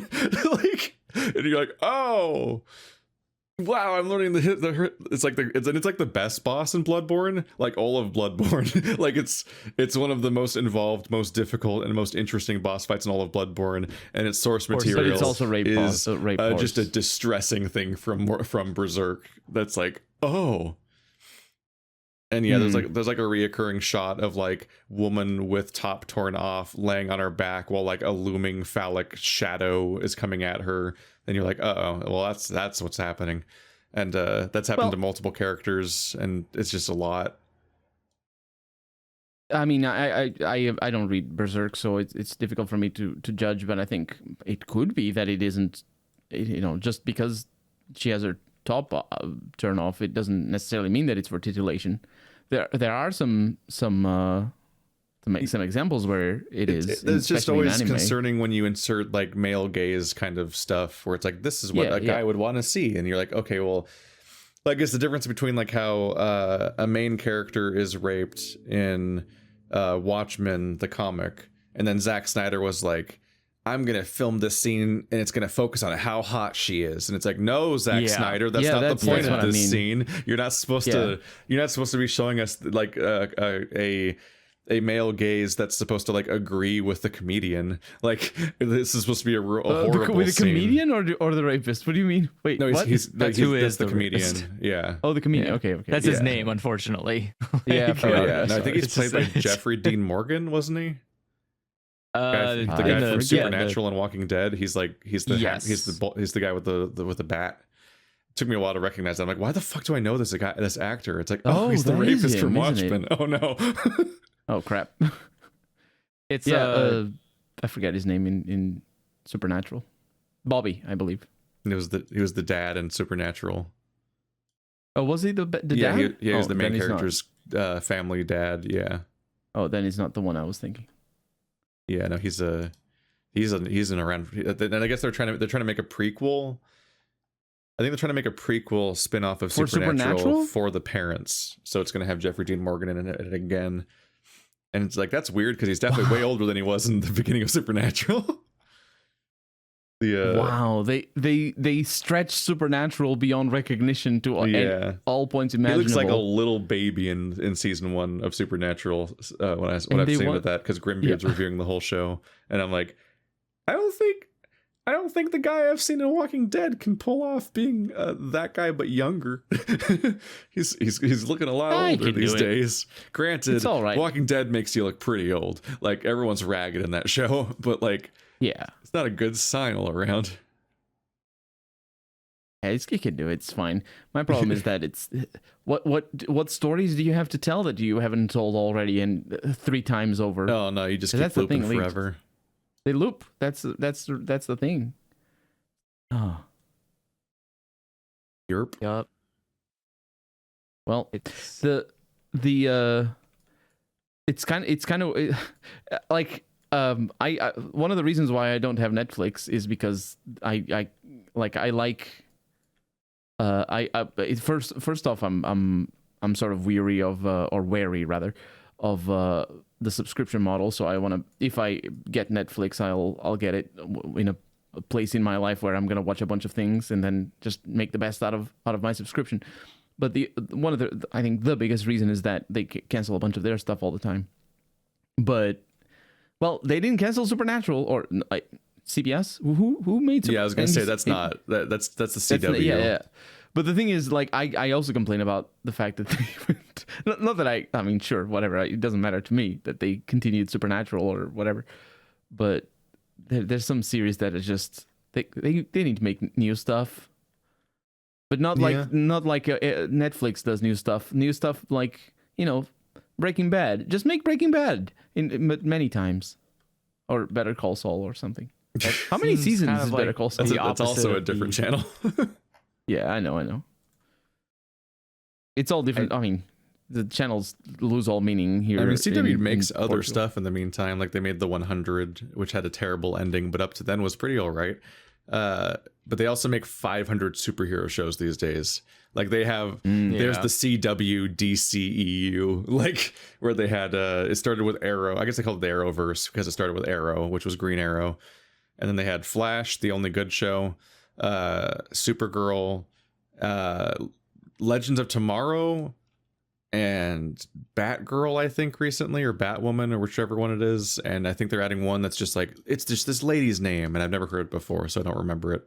But there's like a whole this lady's name. Yeah, it's just like her name is just her name, and I'm like, okay, it just sounds like a person's name, and I don't know and I can't tell if it's a real superhero that existed already or one that they made up for, and it's just like the show, and then maybe not even part of the like universe or whatever. Like, I have my own criticisms of that whole fucking mess, because like the fucking CW, like Arrowverse, is only watchable, it's only comprehensible to a lot of the time if you watch literally all of the shows, which is too many shows, and they're very wildly in quality. It used to be at first that when Flash was made, once a year there'd be a crossover event where Arrow and Flash would have a crossover storyline. So Green Arrow and Flash would have to deal with the crisis together. And the way they would deal with that is that the episode would be split 50-50 between the two shows. So you had to watch it on Arrow first and then on Flash second, which makes sense if you're watching it on TV, because they literally air back to back, like the two shows. So they would literally, you'd go from one show to the other, but it'd be the same storyline with continuity, despite being two different shows, which is a neat trick for real TV. It's horrible for streaming. So when you're watching Flash and only Flash, you'll randomly hit an episode that's like picking up halfway through a storyline and you don't have the context for it. But what gets really messy is when they start adding Supergirl and these other worlds in, and you're like, oh fuck, now it's like a fucking like, now the once a year event is like a fucking 4-hour long thing where you have to like chase the storyline across multiple shows. And it kept letting the really frustrating things were like the best villain that was the most charismatic kind of like anti-hero, like, I'm the bad guy, but not like that much of a bad guy, like the I guess like almost like the equivalent of like Catwoman or something, where it's like they're not that bad, so you don't have to really fully stop them as much as the world ending crises that are always happening, and they like maybe they'll kind of team up and once a season on accident or whatever, because like this thing's bad enough that we gotta band together even though we hate each other, like that kind of villain. like watching the Flash, like, oh, I like this guy, and then you'd be happy when he shows up again. And then one day randomly just hear that he died, and you're like, what? I didn't see that. Yeah, he died in like some other show. What? And then like the whole fucking show is about like this back and forth of like, oh man, are they gonna get married? Like these it has like this fucking like Rachel and Ross thing going on where it's like, oh, it's these two characters, like, are they love interests? Like, oh man, are they ever gonna get together? Like after seasons and seasons of build up, what's gonna happen? And like fucking out of nowhere, you're like, oh yeah, they got married on another show. You're like, what? Because it was like in their heads, they're like, oh, we'll get married during like the big event, like the Avengers Endgame of CW, basically. But the end result is that they get married on like Supergirl or something, and I'm like, I'm not fucking watching Supergirl. I don't know what the fuck's happening in Supergirl. And I watched one episode of Supergirl, and I just couldn't take it. I don't like this at all. And I watched like 3 episodes of Legends of Tomorrow, and I'm like, no, this is pretty bad. And you can't save it by having Captain Cold and Rory from Doctor Who in it. Like, that's not enough for me. I hate all these characters. And then fucking Arrow, I think I made 2 seasons into Arrow, but it's just an unwatchable show. It's just so self-serious and so frustrating and stupid. And it's like Flash is the only watchable. But it's so badly written for how serious it is. Flash is legit the only watchable thing in this entire thing, and it's partly because they have the 2 nerd characters that have the exact same dynamic as the girl as the couple from Agents of Shield, and like you just want to watch them most of the time. But they're worse. Agents of Shield has a better everything than the Flash still, but it's flat. It's Shield adjacent, which is not the most glowing praise. That's why Flash is watchable. There's a lot of season 1 shit in particular that I was tearing my hair out because this guy's supposed to be a speedster. This whole thing is how fast he is, and he kept having moments where he would just kind of stand still and get hit by something, and I'm like, you just let that guy get away, or you just let that guy do that. I'm like, you could just use your one thing you do. What this like.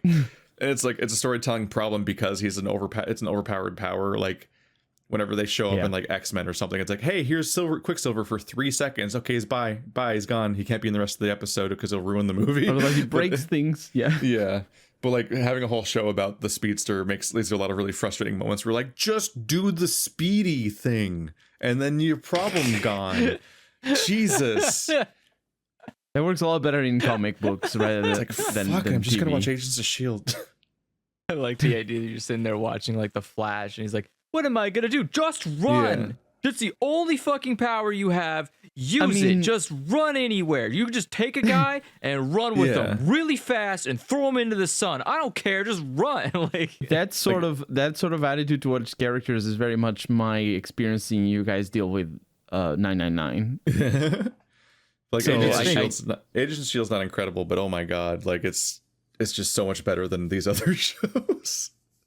I think by there's a wide margin. It just has good characters. There's something unique about I don't know. To me, I think there's something unique about superhero shows where you have to really be in a specific mindset to be entertained by them. And I just don't get it. I don't ever find myself sitting down and going like, oh, okay. I mean, it has to be the same mindset that it's like that certain shonen. popcorny silly thing that the whole genre has, but it's like closer to the comics and that it has like a long narrative instead of being like, hey, over the course of a whole decade, I'll get to spend 6 hours with Captain America and that's it, which is what the movie version. Like it's a really slow narrative to watch the movie versions of these characters. Like the shows can do more with them, but you have to have a really good cast. Like, what is it? One of the final seasons of S.H.I.E.L.D. had a ship in a bottle episode that was just Fitz and Simmons, which is the characters I was talking about earlier that kind of carry a lot of the show. And it was so strong as just a standalone like character thing for them and their dynamic and so on that I showed it to Stephanie without any context of the rest of the show, and she enjoyed it because it was just like a short film essentially. Like, and it's you can't usually do that to like a season 5 episode of a show that has continuity. Like it's all happening because like there's like they're like, and it's the silliest premise ever where they're being interrogated by aliens that want to like mine this secret out of them that will further their plans. But the end result is that the 2 of them are stuck in a weird mind prison where like they can't escape because they can't physically move their bodies because they're literally just only aware of this other like matrix like place, but like they're being forced to like confront each other and things that they haven't been dealing with and so on. And also like when one of them like one of them like mentally regresses or something like that or retreats, they literally do it by like turning into the child version of themselves and escaping to like their childhood room. And like there's like all these dynamics you got to deal with of like trying to get them to confront them and like these like really innate ways they don't want to confront these things. And it's like, this is just storytelling. This is Flash. Fucking Arrow would never do this. I really Arrow's like, kinda, my third cousin that's also rich that we thought was dead is actually a superhero now. Oh yeah, Fucking hate Arrow so much. Yeah. damn. I kind of feel like there's just shitty something Batman. inherently Shitty inherently Batman? off-putting about It is yeah, shitty I mean, Batman. He is shitty Batman. That's a very good point. Especially It's the the same show. The context, show, yeah. even more than like I don't know the source material. The Yeah. show is shitty Batman. It wants to be Batman. Yeah. They're like, we can't get the rights to What a Batman. goal. We can't get the rights to do a Batman show, but we can get Green Is that- Arrow. Let's just make him Batman. Is that why the actor acts like that? Because the actor is so dry. it's just Batman. That's My the whole God. goal of that show is to be Batman. That makes total sense. Like that was the first impression when I started watching. I was like, why is he such a bad actor? It's also like And why I'm it's like- really funny when you watch like fucking Gotham and they're like, we have the rights to Gotham and like the setting and a lot of it, but we can't use Batman and we can't use the Joker. So they're like, well, we have Kid Bruce Wayne and we have like we have the not Joker. He's this redheaded guy that has like, you know, an iconic laugh and like maybe he's pale. They don't even use. Like, they tend to not use even the names of the. they bring back the not Joker every season. It gets so Like, even frustrating. The Penguin, for example, doesn't go by Penguin a whole lot. No, They- well, he they goes by shy away Oswald from the Cobblepot, names. which is his real name, and some people call Yeah, I was him gonna say, Penguin he just because has it's like a real It's like name. his crime name or whatever. But he's called Cobblepot in the comics usually, I think too. Yeah. I think he might be called Penguin sometimes by Bruce, but a lot of the time, like he just is a real person in that universe. He doesn't really, of all the characters there are, he especially does not go by like a pseudonym as like his like day to day. As far as I'm aware, I think he just is a known crime lord as known by that name. He's also like that is one of the they do fun stuff with those characters, like the what is it? I didn't like Catgirl very much. Catwoman. She's Catgirl at that point basically because she's Bruce's age. But one of the most watchable things about that show was the Riddler and Cobblepot in their like pre-Batman era setup and everything. And like Cobblepot was brought in by he was a pretty fun actor to play that character and all that, and that all worked. But very, very strange. I think that was also a CW show, and you can tell because there's like extreme queer baiting. Like extreme, like B-stars level of queer baiting between Riddler and Penguin, where like almost every season has a storyline about them maybe falling in love with each other and them teasing that idea, and then it's almost never explicitly stated, but the camera is just like completely sold on the idea of selling that idea, and like specifically like you can tell Penguin is obviously jealous when Riddler's in any kind of relationship with a woman and things like that, and to the point where like they're like lovers destroying each other in the final seasons, and that's basically the setup for the characters as a concept in Batman. And you're just like, what They're the just- fuck? What are They're you, just really good friends. CW? all right? What are They you just wanna- doing? They just want each other. friends. They're just really good friends. God, Yeah, if they I, just help if I each ever other finish out the when- B-Stars video, that's going to be the comments. I'm just going to be like, you fucking, what the fuck? You people are insane. You know who's really good friends? Jack. Jack is Legoshi's real good friend. You know how Legoshi and Louis act? I don't know, Jack. These motherfuckers I need to are watch like, B-Stars. These motherfuckers see those two examples and are like, that's the same picture. I'm like, what the fuck is wrong with you? The weirdest thing about watching all the furry animes on Netflix is that one fucking voice actor is in all of them. is Haida is played by the same guy that plays Jack, is played by the same guy that plays the main character in BNA, or the dude in BNA, the wolf. And I'm like, what the fuck? He's everywhere. And in this one, he's doing a Batman voice for some reason. Because he's supposed to be so cool and serious in BNA. So he's doing like the Batman gruff voice. But I'm like, that's Haida. You can't trick me.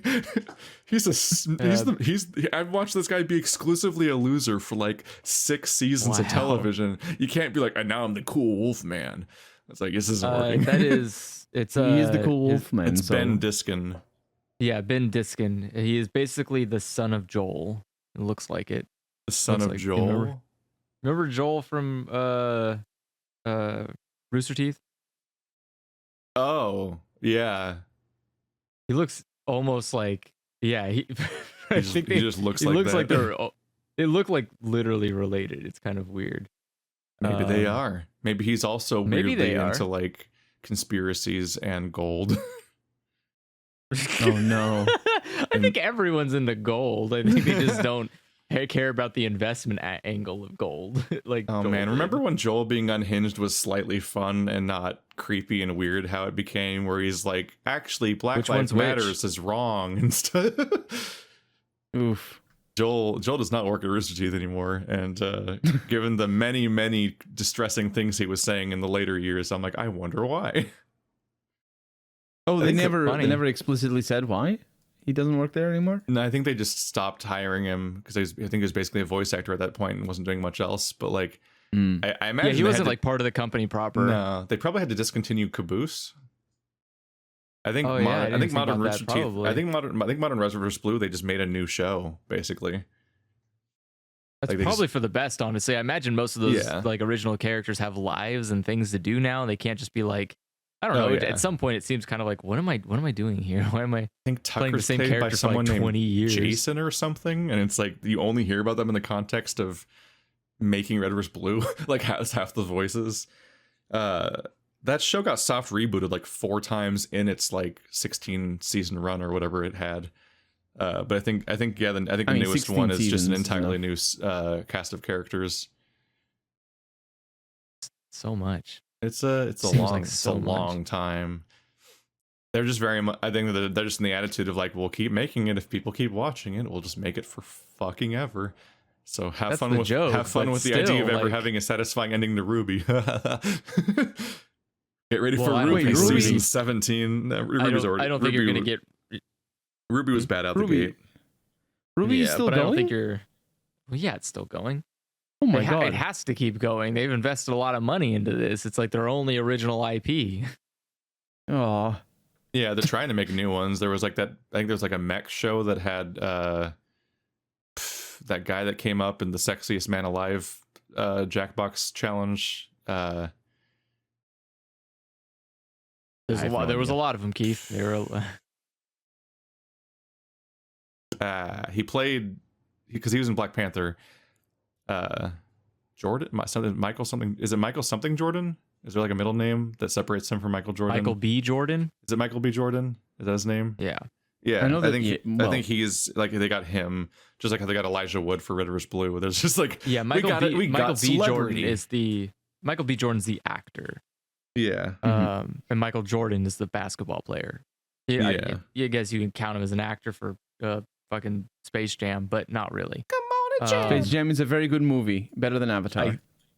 Warner Brothers thought Uh, enough to make a sequel about it, so yeah, I guess. But the I know, all, But of yeah, the, Jordan- all of the Ready Player Michael One B. style things just make me sad. We made a 5,000 thing crossover. Wow. modern media makes me Like- sad. Can we not? Can we tell us like it's like we don't need to tell a story on its own merits because we got the iconography of your childhood. We're just gonna keep throwing these in front of your face. Wow, Ready Player One has Tracer in it. Don't you want to watch Tracer? Find her in Does the it? crowd. Does it have Tracer? Did they get the rights for yeah, that? I remember. Well, yeah. I mean, I think people just are like, yeah, let's get in this movie. Because like advertising, Wow. basically, it's all product placement. Like, it's probably what funds Yeah. the movie. But the yeah, it's just crowd shots and like the Spaceman. The original Space Jam was already a lot like that, but the Space Jam 2 was literally just like entire crowds, like Ready Player One, where it's just random IPs just thrown around everywhere for no reason, no narrative relevance. But it's like, wow, remember Thing, Clockwork Orange in a children's movie. Yeah, I think I only watched Space Jam 1 like when I was a kid, so Let's be honest here. I was joking when I said What's his face would definitely watch a basketball game between cartoon characters. I think he was definitely not in his right mind enough to think that this would be a fun thing to do. Yeah, the guy from Clockwork Orange.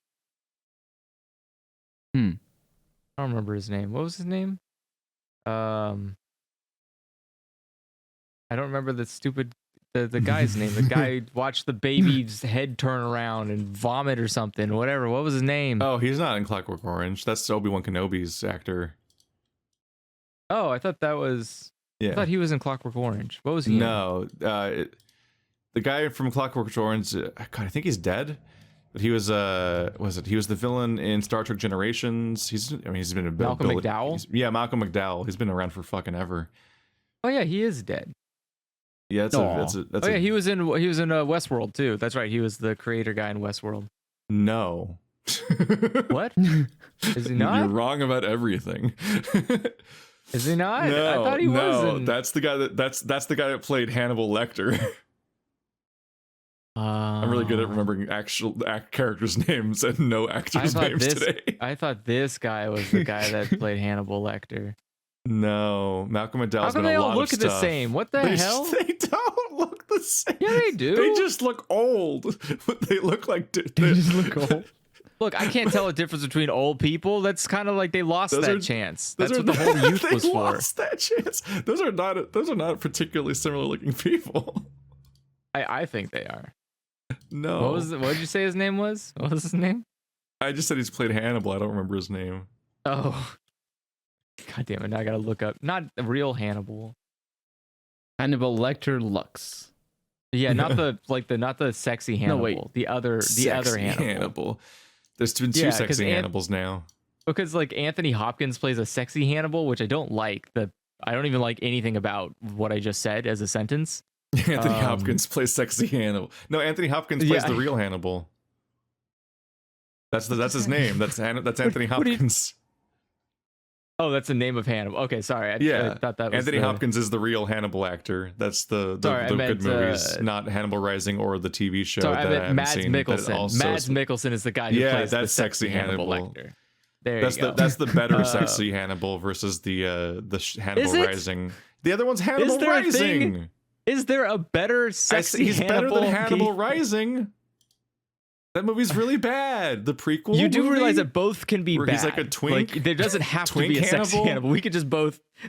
Mads Mikkelsen elevates literally all material he's in, including Death Stranding. Except for Hannibal. Where guess what? Spoiler alert, not a cool guy. Doesn't make it cooler because a cool guy plays him. That's not how this works. You can't make a cool guy cool. You can't make a bad person cool just because you make a cool guy play him. Hannibal Rising. What a fucking dumb name. Hannibal Rising is bad. That's the one I said is bad. That's not the good one. He's in the TV show. I'm saying what a stupid name for a show. Yeah. He's in the one just called Hannibal because it's easy. You don't have to no pretense. Why is it called Hannibal? It's like Dark Knight Rising? Yes. Oh my god. Except it was earlier than that. Well, it's a prequel movie. So they set it up as rises. They set it up as in this movie, this bad person is not going to be defeated. Yeah, because he's the protagonist. Oh. Yeah, no, he's the protagonist in Hannibal Rising. Like, so he's a bad guy that eats people, but there's even worse people, and it's like this is how he went off the edge and became a people eater. I don't know, man. I'm looking at a picture. I can see why that would be the a bad tastiest part and all that shit. I remember seeing that. I'm movie. looking at it side by side theaters. of Anthony Hopkins and Malcolm McDowell. It's really hard to notice the difference between them. I think you're lying. I think they're the same people. Well, one of just them's different alive stage and names. one of them's not, so it's a lot easier these days. That doesn't mean anything anymore. Everyone's CGI people. I don't know who's real anymore. It's fine. That's what I said about Avatar. The gimmick. Oh, there it is. This is really like this, they could just be the same people at different stages of life. Look at that. How am I supposed to tell a difference anymore? You kidding me? All these old people just merging together. There you go. Look at that. They're the exact same person. I can't tell the difference. Well, one of them's got the big bulgy nose, and the other one's got dead eyes. That's Anthony just 'cause he's Hopkins always dead. has dead. No, he's not. It's Anthony Hopkins. Anthony Hopkins has the really dead eyes. They both have big bulgy noses. I didn't even know which one you were talking about when you made that comment. No. This is very good content for the podcast. It's just a picture just of imagine Anthony two old people Hopkins. that are slightly different. One of them is Anthony imagine Hopkins, two and the old other people one. that are basically the exact same. They play Yeah. the exact same type of roles in movies. And The difference is TV. no one knows what and- Anthony Hopkins looked like when he was young, because none of the roles they remember was him being young. Whereas Malcolm McDowell was in Clockwork Orange. He was Mr. Bad Boy, the bad boy whomst was bad, and he did a rape, and because that word's just coming up a lot today. Great, and he and I'm the sorry. boys, and he had this weird like He and the eyelash. boys. He had his weird eyelash tattoo paint thing around his eye from the cover of The Thing that everyone remembers, and then they hold his eyes open, and then he's like, "Oh no, I hate everything now," and then the movie ends. I am looking at pictures of Anthony Hopkins young, and he looks like every other actor except Anthony Hopkins. Like every picture is just some other actor. I'm like, oh, that's that one. Oh, that's that one. Even the actor that plays Rory from Doctor Who is here somewhere. What the It's fuck? just pictures of Anthony Hopkins. I appreciate the you fact mean that like you're Anthony seeing Hopkins you're seeing a apparently picture of Anthony Hopkins that you think looks like Rory, or it is Rory? No. It's I think it looks like Rory. Like 'Cause it's Anthony Hopkins. Young Anthony Hopkins was just a real chameleon. Just can't Yeah, even he tell looks what you're like looking at. every other person. It's really Real funny. lizard man confirmed. He's also kind of scary, a little. I don't know. I just That's his job a lot of the time. I thought the two looked very similar. Who was it? What movie was that? There was a movie coming out soon that has my favorite grandpa. My favorite God, fucking you mean Yes. Candyman? Yeah, you know exactly who I'm talking about. The guy from Fringe. Fringe. The old man. Yeah, the Yeah. old man from Fringe. Yeah, Yeah. he's the guy. McKellen? He's the guy that's menacingly eating like fucking plums or whatever Yeah. at the end of Return Yeah. of the King. Yeah, that guy. Oh. Yeah, that guy. Yeah, That's not Ian he is my McKellen, then. favorite. He's, my favorite he's the grandpa. steward of Minas Tirith. Yeah, I don't remember. He has a good. What kind of name was? What did you just say? The steward of Minotaurith? Of Minas Tirith. Tirith. That's the name Yeah. of the city in Return of the King, and he was like the steward or whatever. He wasn't the king. If I No, he remember was the correctly. steward. Oh wait, no, maybe he was the king. No, the Two No, Towers steward. was I think it was the steward. It's the steward, yes. He was. You're correct. His name was Denthor, steward of Gondor. Denethor. Yeah, okay, yeah, Uh, Denethor. He was the guy who had the two kids, and one of them was dead already, and the other one was like, "It should have been you. You should have been the dead one." Boromir and Faramir. He's not a great guy. Well, You can tell because they had grossly zoomed he's- in on him eating fruit. he's done dirty. He's done dirty by the movies because he's just corrupted by What, his Sauron. villain feast. He's done. John- You think they did dirty on him with that? He he's was a literally wise. That's like he was a same wise- visual language they use for Gollum.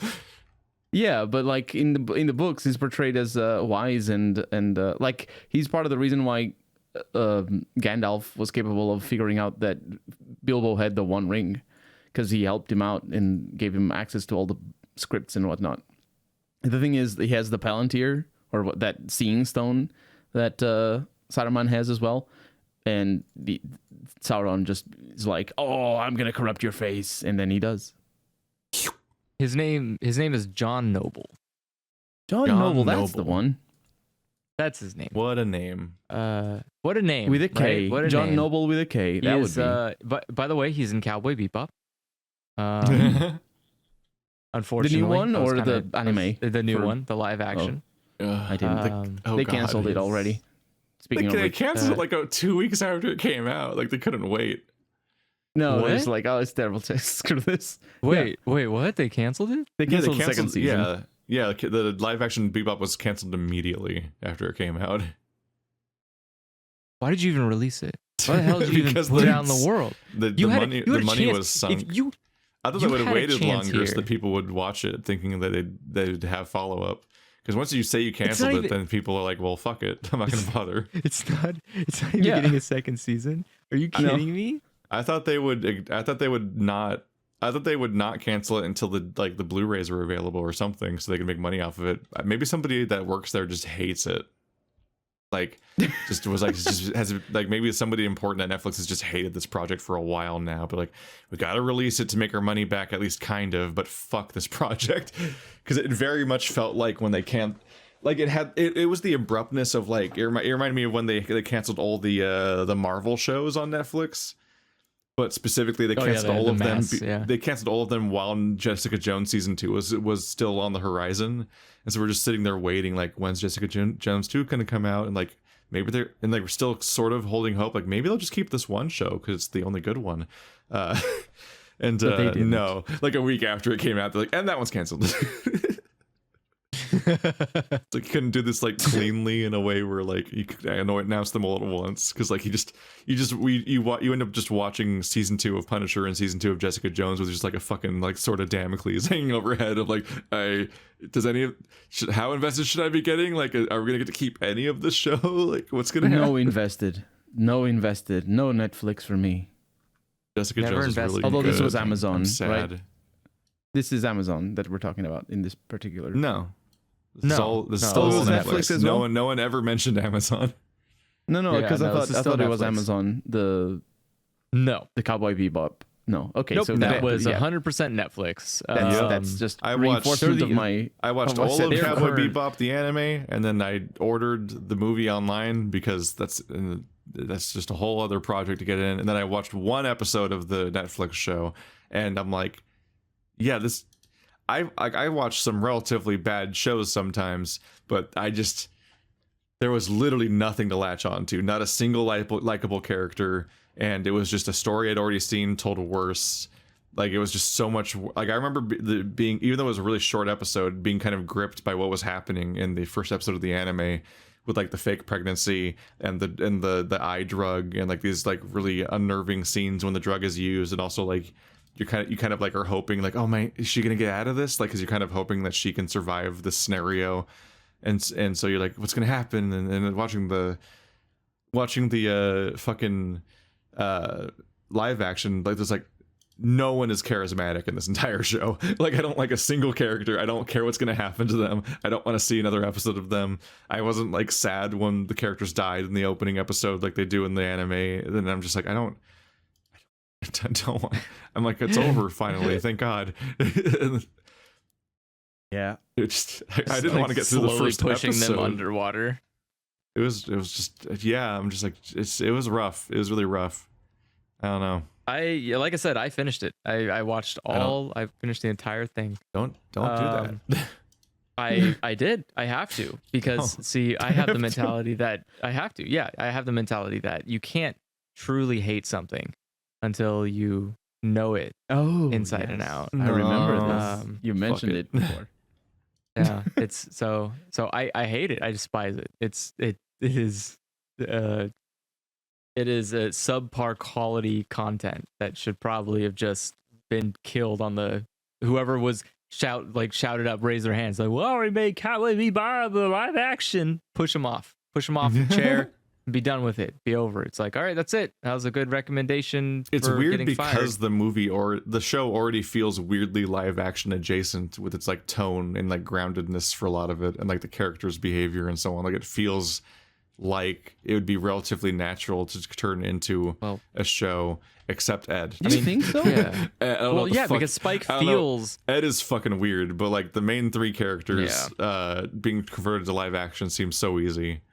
But the also show Ed is like, the show is miserable, and also it's like they were embarrassed, so they made the whole show was trying to be like wacky and tongue-in-cheek and not take itself seriously and not be but like not in the way that Cowboy Bebop is, but like in a way that was like, I can't believe it felt like early X-Men making fun of the X-Men costumes, like what spandex. Like, it feels like the show was just making fun of Cowboy Bebop essentially by existing. It's like, That sucks. what? I shouldn't be drinking, says the fake pregnant woman. It's like, No, that's like the first booby scene in the anime. Is she like leans? She like just leans down and just starts drinking out of the beer, even though she's like massively pregnant in the anime. And then they do the fucking they do the titty camera angle, but it's specifically like it's like, oh wait, what's going on here? She's smoking and drinking, isn't she pregnant? And it's like set up for the fact that she's not. But the fucking show is like, I'm smarter and I'm gonna make a meta joke about how like I shouldn't. What do you think I'm gonna drink? I'm pregnant. Oh, like you think you're better than the source material show? Is that what you're doing? But that undercuts the whole. Yeah, that was a flaw. Thorough line Cowboy Bebop's a show of flaws. It's never done anything proper. That's why no one likes it. It's like it's almost like they think it's a genuine mistake that she was drinking and smoking despite pretending to be pregnant. When it's like, no, that was on that's purpose. the point. That's the theme. That's the blasé-ness of the whole thing. Yeah. She's not pretending to be pregnant for the bar. She's pretending to be pregnant for like people thinking that she's smuggling. That's it's fake, right? Yeah. No, it's not Faye. It's the it's not Faye. It's the character in the first episode that dies. Yeah. Oh, the one that died. Okay. Yeah, she's got this. It's been a while. Because she looks pregnant, but her entire belly is full of the drug that you shoot in your eye. It's like red. Yeah. And turns you into a Hulk monster. Yeah, I always felt I watched Cowboy Bebop, I believe twice, all the way through, and especially the first time. The second time, not so much, but that was mostly on me. I got the impression that it's a show of vibes. It just tries to set the mood. It's a hangout. Yeah. Well, it's not like it's a show of success because they literally never fucking succeed at anything they do. For huge stretches of the show, they don't know. I'm not talking about the live action. I'm talking about the anime. The anime. They don't succeed ever. Like, pretty consistently. They do succeed only off camera, basically. You either start the episode and they're coming out of a police station being like, wow, can't we believe we made $100 off that, or you like it's always a train wreck. We're like, it's never good enough. Yeah, or you see like I think that's just that guy's shows. And then his shows are always about like freelancers or people that go from gig to gig or traveling together or something and kind of hate each other, and they're always starving. I mean, there's a sense of because it's there's a sense of like fun Dandy and watching. Shampoo. Yeah, look, like Japanese people struggle. cuisine. In Japanese cuisine, you're always starving anyway because it's all small portions. That's definitely not true. But the amount of rice, you're definitely getting filled. But it looks like it's small. Asian cuisine is very filling. This isn't the great. This is what's it called? Grave of the Fireflies. Isn't French cuisine? Yeah. People, there's food in Japan now. We all got food. We can. There's food in Japan now. No. There's food in Japan now. Japan has they finally didn't have introduced it for a long time. Food. Oh yeah, it was on the back burner. They were too busy building big skyscrapers. They forgot to build food. But the thing with the vibes though is that I get the impression that it's just like more fun to animate and more fun to compose, to make to think up all the scenes, because you're not bound by anything. It's just like, what am I gonna do this week? I'm gonna do this zany thing that now the thing with the vibes. Yeah, it's just a different way. Like, I guess in a way it's similar to why horror movies are more fun to make for the production team, or maybe even the actors as well, because it's less detached, or it's more detached from what you're expected to do. If you're doing exposition, or if you're doing character, like the same characters over and over again, the same scenes and all that, it's just like gets routine from an animation standpoint. Obviously there's a point to making that, and you make good stories from that. But if you're an animator first, or if you're a visual storyteller first, I get maybe where the need to make comics, to make anime like that comes from. Because there's other things like for example, I haven't watched too many animes from back then, but the other one that stands out from the ones that I watched, because Cowboy Bebop is from 94, right? 95. Yeah, I mean I think it was it's old. Mid 90s. I think it was mid 90s. Yeah, it's mid 90s at most mid 90s. But if you look, there's a lot of the same. So it's a into the lot 90s. newer. Or no, so that was the manga. The anime was 90. No, also in 98. 98 Huh. was the show. I didn't watch it So- at the time, so yeah. Into the 90s. But Neon Genesis Evangelion is the same thing as well. There's a lot of vibes in the middle. There's a lot of I'm not gonna tell the story. I'm just gonna I don't know. chill out. I don't know if I would say Neon Genesis is a vibe Vibes. anime. I mean, No, I it's get- not. It's it's not vibes good- in the it's same not good sense of like vibes. Berserk is also a vibe anime or vibe manga. Like Yeah. Berserk's all about vibes. You It's know, bad- it's those bad vibes. questionably like concerning vibes. Vibes.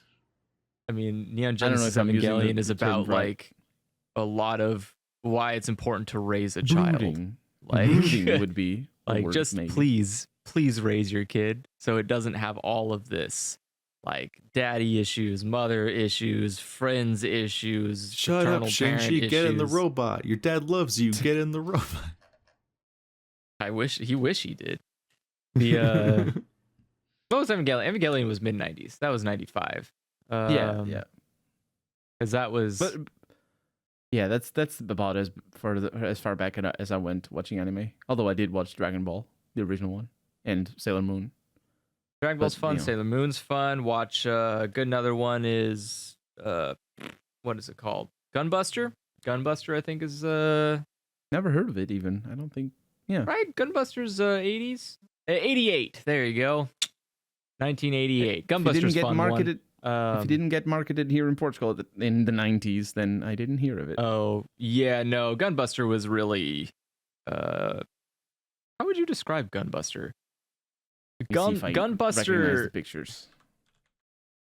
Gunbuster, I think, is the who is it? Oh, it's all one what's word. The dumb guy's face. The guy who made a bunch Oh, of it's like really good Gundam. stuff that everybody likes. Oh yeah, It's Gundam Evangelion. with That's even a more dumb fan thing service. everybody likes. He's Just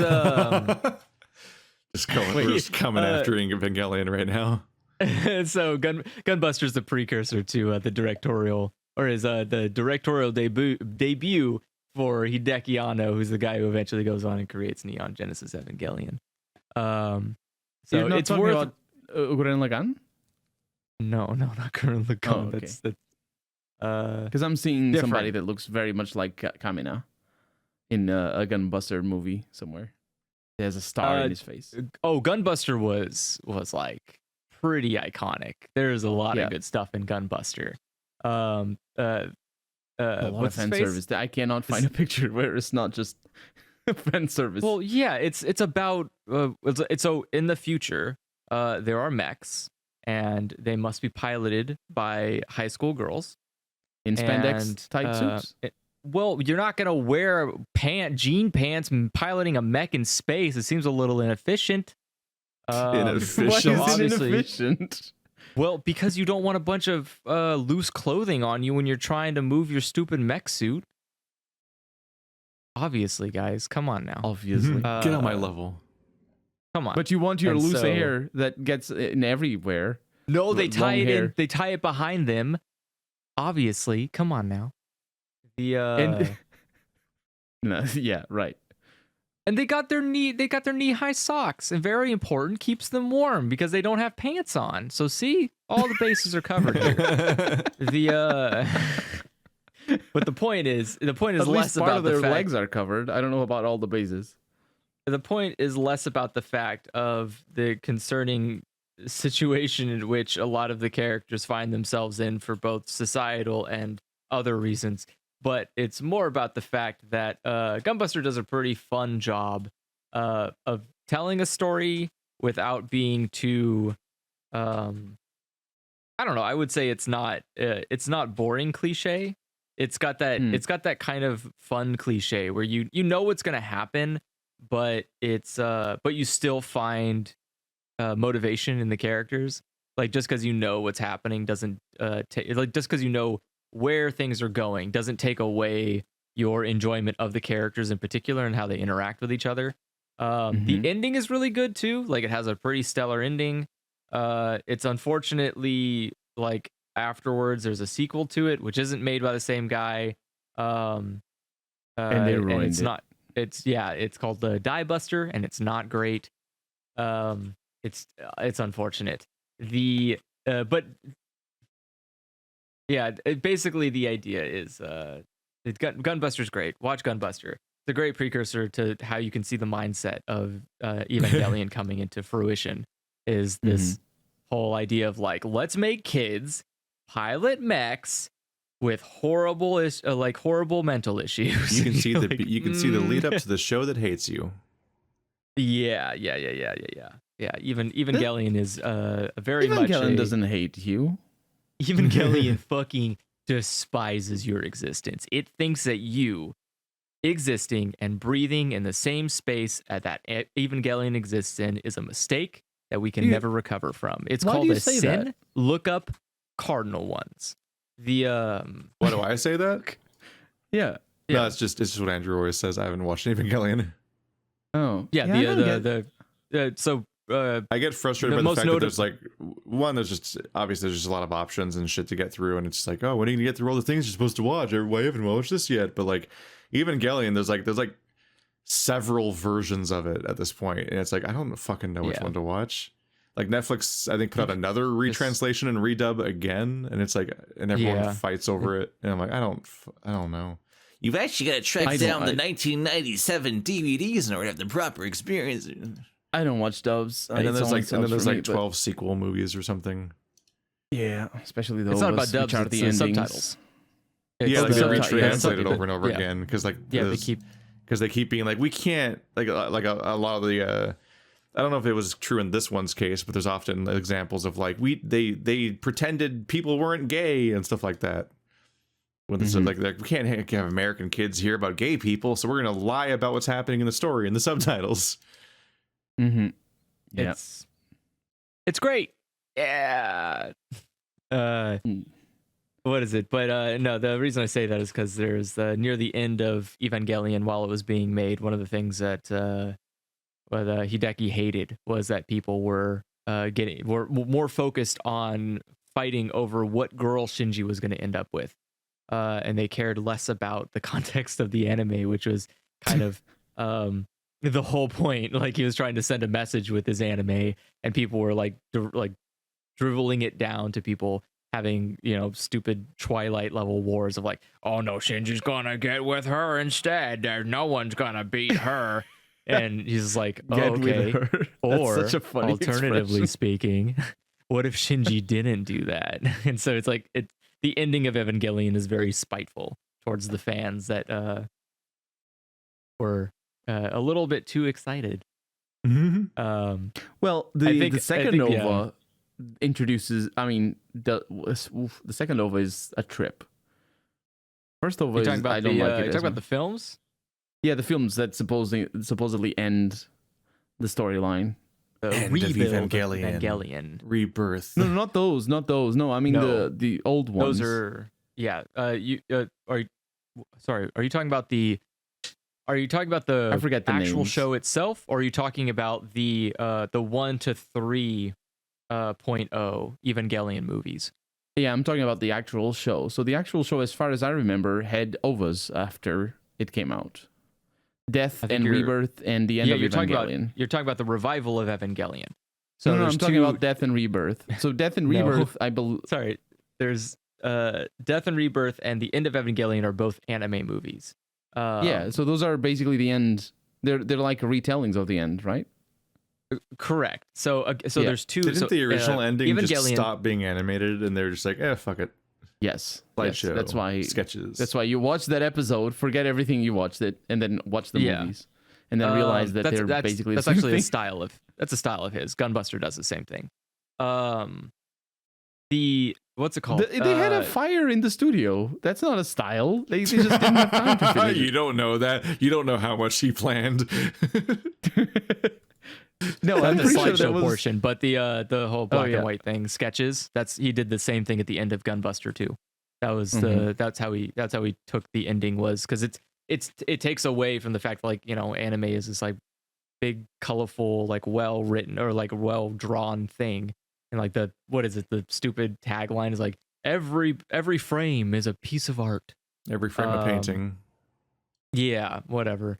And so, which is not true, by the way. I don't know if you've ever watched anime, but it's not true. Pause it at any one That's not time. about anime. Well, no, there is the line that people say in anime about anime that it is you can stop any frame of anime and it's a piece of art. Like it's a well drawn, beautiful piece of art. And it's like that's not true because a lot of anime has like smear frames and really cheap, like poorly drawn background characters to like because you're not looking at them. It's just like anime cuts a lot of corners. It's not beautiful. But the idea is that taking away something from animation is always a like a jarring situation. So Gunbuster does this by taking away color, and when you take away color, it's like, oh my god, what? I bought a color TV. What happened? Where's the color? I bought a color TV. What is this? The 17th? And so yeah, TV. and so well, it's like anime at this at this point is like vibrant and great colors, and there's a lot of This is especially like color Gunbuster TV. has a lot of fun. Yeah, a bunch of fun stuff going on. So when it's suddenly like black and white, and you're like, what happened? Something's wrong. The cable connection is busted. Only only analog. But so what you're talking about is Evangelion has, again, because it's so great, Evangelion has two phases of anime movies. There is the revival of Evangelion, which includes Death and Rebirth and the end of Evangelion. Then it has the rebuild of Evangelion, which is the 1.0 to 3.0 plus 1.0 of Evangelion movies. It was supposed to be 4.0 because I remember back in 2009 when I was like, I should watch these. But then I saw that they had plans to make 3 and 4, and I was like, I will wait until the 4th is out. Guess what? The 3rd came out in 2012 after delays. The 4th is actually not 4th, it's 3.0 plus 1.0, and it came out in 2021. So I'm still waiting for those. Yes. This is very confusing. Yeah. It's again, this sounds really awful because it is really awful, and it's just and they're not even being very well received, are they? The movies, some of them. I saw that the second one was. Yeah, I don't know. Whenever the Andrew says anything is- about anime, the comments tell me he's wrong, and I don't know who to trust. That's fine. I don't. I could be wrong because that's not how reality works, but it's fine. I don't look. I think a lot of people like Rebuild of Evangelion. I think because it reframes Evangelion a little bit better than the anime did, which It's obviously called wasn't rebuild of Evangelion. Yeah. What is happening? Yeah, it's called the Rebuild of Evangelion because it rebuilds Evangelion from the ground up. It adds a whole new character. Oh it god, adds, it's like when you yeah, you retcon a new character into the fucking like dating sim that was there all along. Yes, yeah. So it was presented originally as an alternate retelling, but then it just kind of became like a whole new version of the show. So now like the idea was like, oh, I'm gonna, we're gonna change up the ending, and now it's like now we just change up the whole show, and you're like, it's not even Evangelion anymore, but sure, it's let's a little go bit what ahead. they're doing with Final Fantasy 7, I should say. Yeah. With Final yeah. I didn't even know this whole thing existed. It's weird, yeah. I mean, I haven't watched any because I'm waiting for the 4th one so I can watch them all in a row and then be disappointed because probably. I mean, am I going to be disappointed? Anime is look. Not anime if you don't is expect anything. don't expect anything. Fair. All I have to say is anime is just a mess. All right, it's not clean. It's not beautiful, and it never will be. The point you watch anime for is just pure entertainment. You're just there for the dumb things happening in front of your dumb face, and you going like, "Wowee, that was fun." And then No you one go hates back anime and, like anime fans. Why would you lie to yourself like that? That's all I'm saying. I like what's a lot the- of what do anime, which is a weird. It sounds like it's weird that I'm the one defending anime, but I've watched a lot of anime. You're in too deep. In my defense, I'm way too deep in this thing. I don't even know where I am right now. Let's see. We can quickly check. I don't know in where under you 30 are. seconds. What does that mean? Yeah, where am I in life? I have seen 537 animes. That's where you my are in entire life. That's where That I is am a in lot. life. My goal is I would like to, before the end of the year, which is not much, but I've been pushing really hard, I want to reach 200 days of anime watched in total. Wait, I- you haven't reached my 200 goal- days? No, I have not. You are very misunderstanding of how long anime is. Um, Oh yeah, because The, of course it's 20 episodes each episode, of course, 20 minutes each yeah, episode. yeah. It's Of only course, of 30 course. minutes at a time. If one's Yeah, anime yeah. series is often not even a whole day. It's only Yeah. Makes So, sense. Makes sense. so my goal in life is if before I die, I want to at least reach 365 days, a whole year. I could just literally watch anime from fucking start you can do it. start of time to the end of the end of a whole year. You can do it. I could do it. It's a lot of work. At 537, I'm not even at 200 yet. What am I going to reach? Like 1500? I would be dead. A skeleton man. Anime will kill me. Skeleton man? You will have finally, you will have finally Too much. reached your destiny. The skeleton key. I don't. Finally, You can do it. it's just. I don't know. I can't imagine. I can't imagine how you get the further you get deeper into anime, the more you're like, this is great. Everything's Well, great about this. It's Yeah, that a is good a serious starting problem. point is not to do the thing you do where you're like, I'm gonna watch the season, which is like the abyss. Like that's no one should ever be behaving that way. We're like, I'm gonna watch this season of anime. Like how else just are you gonna know what is good everything. and what is bad? You'll never know. No. There's so much anime, Keith. that's literally that's like if you react it that way to any other format of television, you'd be an insane person because you are an insane person for doing it with anime. Like that's just don't do that with any format of TV. It's not even a genre. Anime is not a genre. Like it doesn't make sense to watch all of it like it's related in some way. I think you're. Yeah. I think you're going And about this. and nobody and- deserves the hell of watching a fucking sports anime. That's just Oh, Wait, pointless. there's nice sports anime.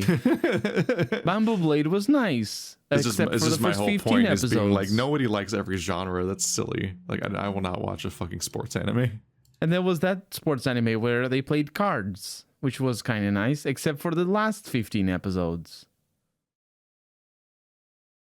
I And mean, Bamboo look, Blade. No, did I say Bamboo Blade already? I watched a lot of. I've watched a lot of sports anime too, and I hate sports anime. It's like my least favorite category of them all. I Worse still than don't Slice understand. of Life? Yes. I mean, oh Slice of God, Life yeah. can be nice. Oh, dude, I've watched so much Slice of Life. even mean? It just Oh, it's- means yeah, people hanging out and living their lives, and they don't do Yeah. anything. I'm Nothing happens. I'm like It's people just- call nothing Beastars happens. slice of life. no, No, Beastars it- is not a slice of life. Yeah, Beastars it is has like mystery. aspects. What do What the words hell? mean? What are you talking about? Slice of life. Is Yeah, it it a has Slice of life mystery? implies. Life. Oh, It features Yeah, a it's an a- it's a- mystery. I don't think that makes the show an a action- mystery.